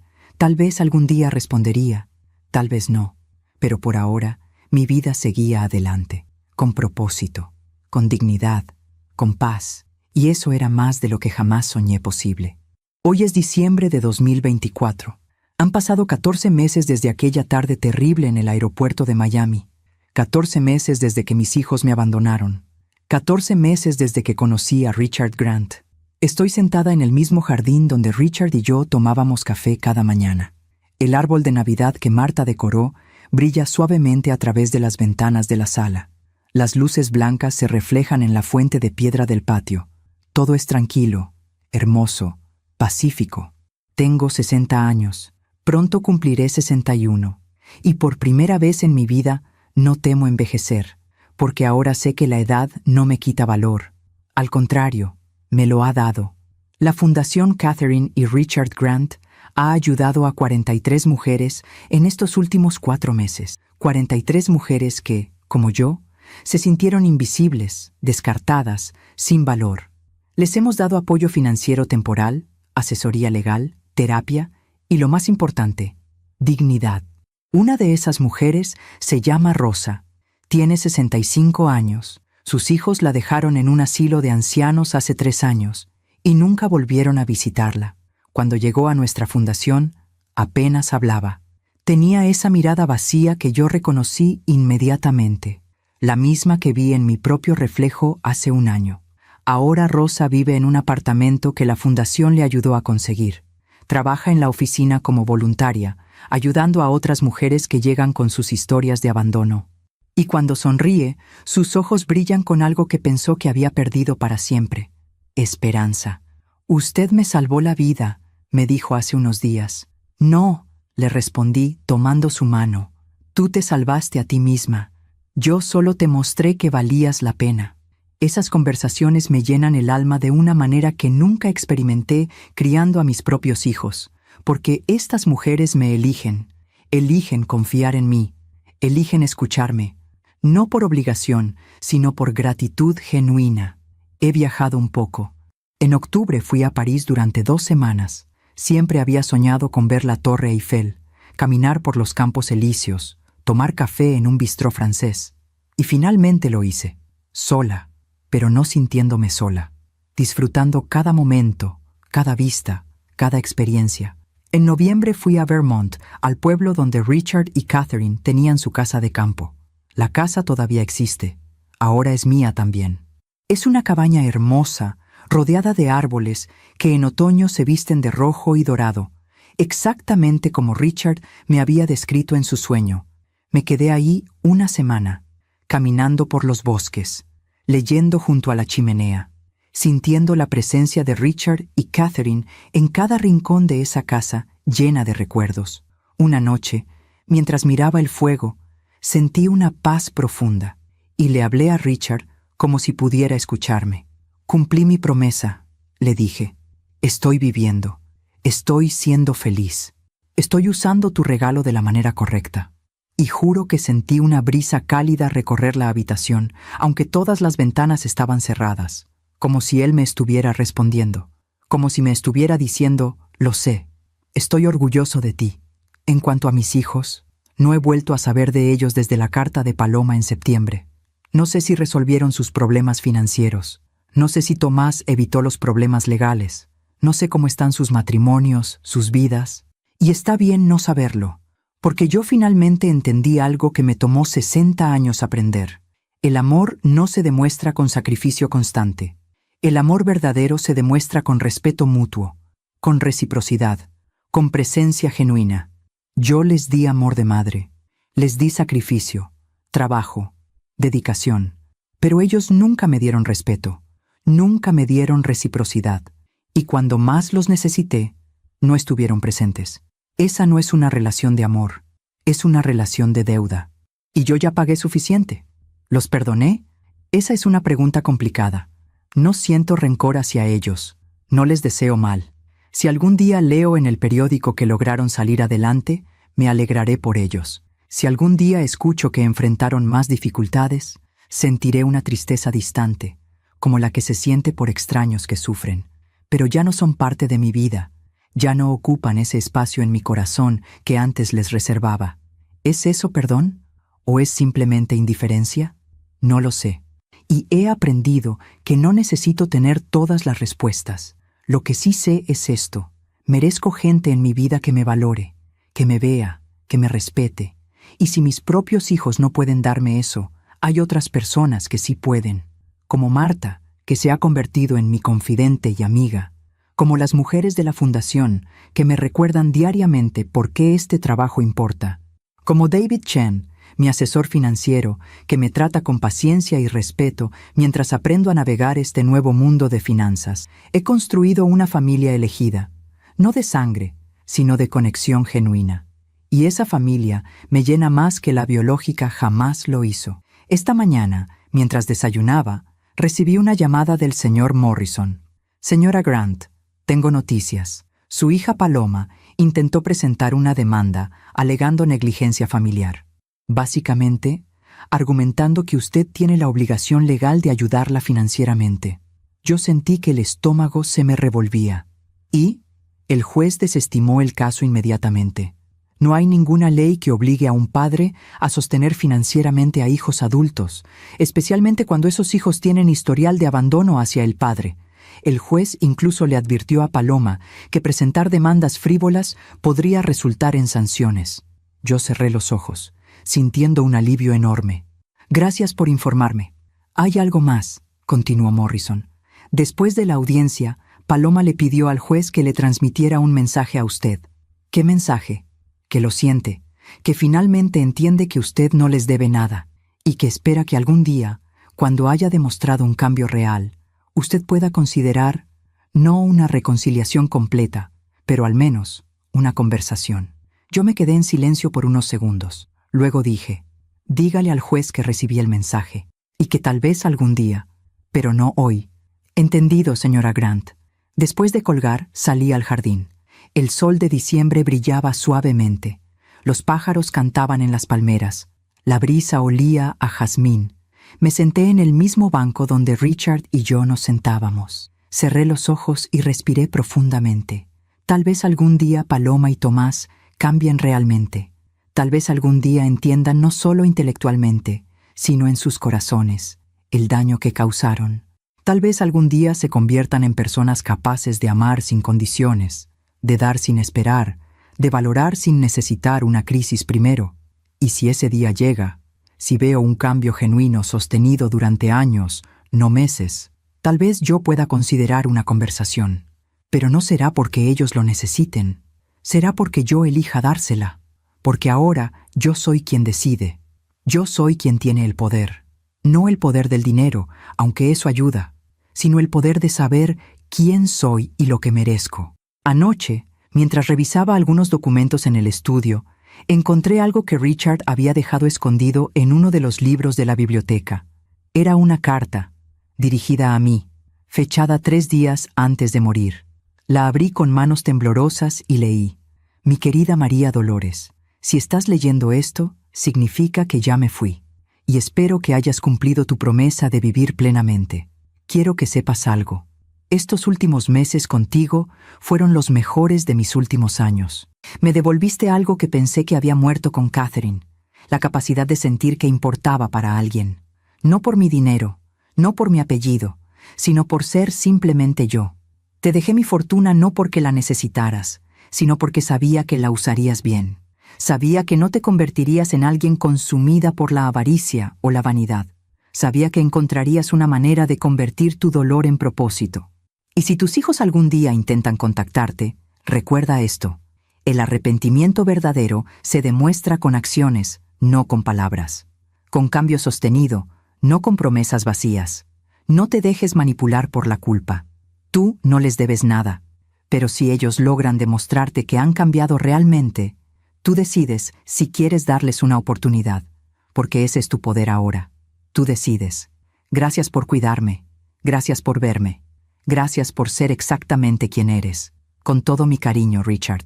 Lloré mientras leía esa carta. Lloré de gratitud. Lloré de amor. Lloré de tristeza porque este hombre maravilloso ya no estaba aquí. Pero también sonreí, porque sus palabras me confirmaron algo que ya sabía. Hice lo correcto. Tomé las decisiones correctas. Y estoy viviendo la vida que merezco. Ahora, mientras el sol se pone sobre Miami, mientras las luces de Navidad empiezan a brillar en el jardín, me siento en paz. He aprendido tantas cosas este año. He aprendido que la familia no siempre es la sangre. He aprendido que el amor propio no es egoísmo. He aprendido que establecer límites es un acto de supervivencia, no de crueldad. He aprendido que a veces la justicia no requiere venganza, solo requiere que vivamos bien. He aprendido que 60 años no es demasiado tarde para empezar de nuevo. Y he aprendido que soy suficiente. Siempre lo fui. Solo necesitaba creerlo. Si mi historia llega a tus oídos, quiero que sepas algo. No importa cuántos años tengas. No importa cuánto dolor hayas vivido. No importa quién te haya abandonado o decepcionado. Tú vales. Tú mereces respeto. Tú mereces amor genuino. Y nunca, nunca es demasiado tarde para reclamar tu dignidad. Yo lo hice a los 60 años, en el piso de un aeropuerto, cuando un extraño me extendió la mano y me dijo, «Confía en mí, ellos van a arrepentirse». Y tenía razón. Mis hijos se arrepintieron. No porque yo me vengara, sino porque la vida les enseñó, de la manera más dura, las lecciones que necesitaban aprender. Y yo encontré algo mucho más valioso que su arrepentimiento. Encontré mi paz, encontré mi propósito, encontré mi poder, encontré a mí misma. Y ese es el final más feliz que jamás pude haber imaginado. Gracias por escucharme hasta el final. Si esta historia tocó tu corazón, compártela con alguien que amas. A veces, una historia así puede cambiar todo un día. Suscríbete para escuchar más historias de mujeres que transformaron su dolor en sabiduría. Cada día, una mujer, una lección de vida. Que Dios te bendiga. Y hasta la próxima. Mi nombre es María Dolores Almazán de Grant. Tengo 60 años. Y esta es mi historia. Una historia de pérdida, de dolor, de traición, pero sobre todo, una historia de renacimiento.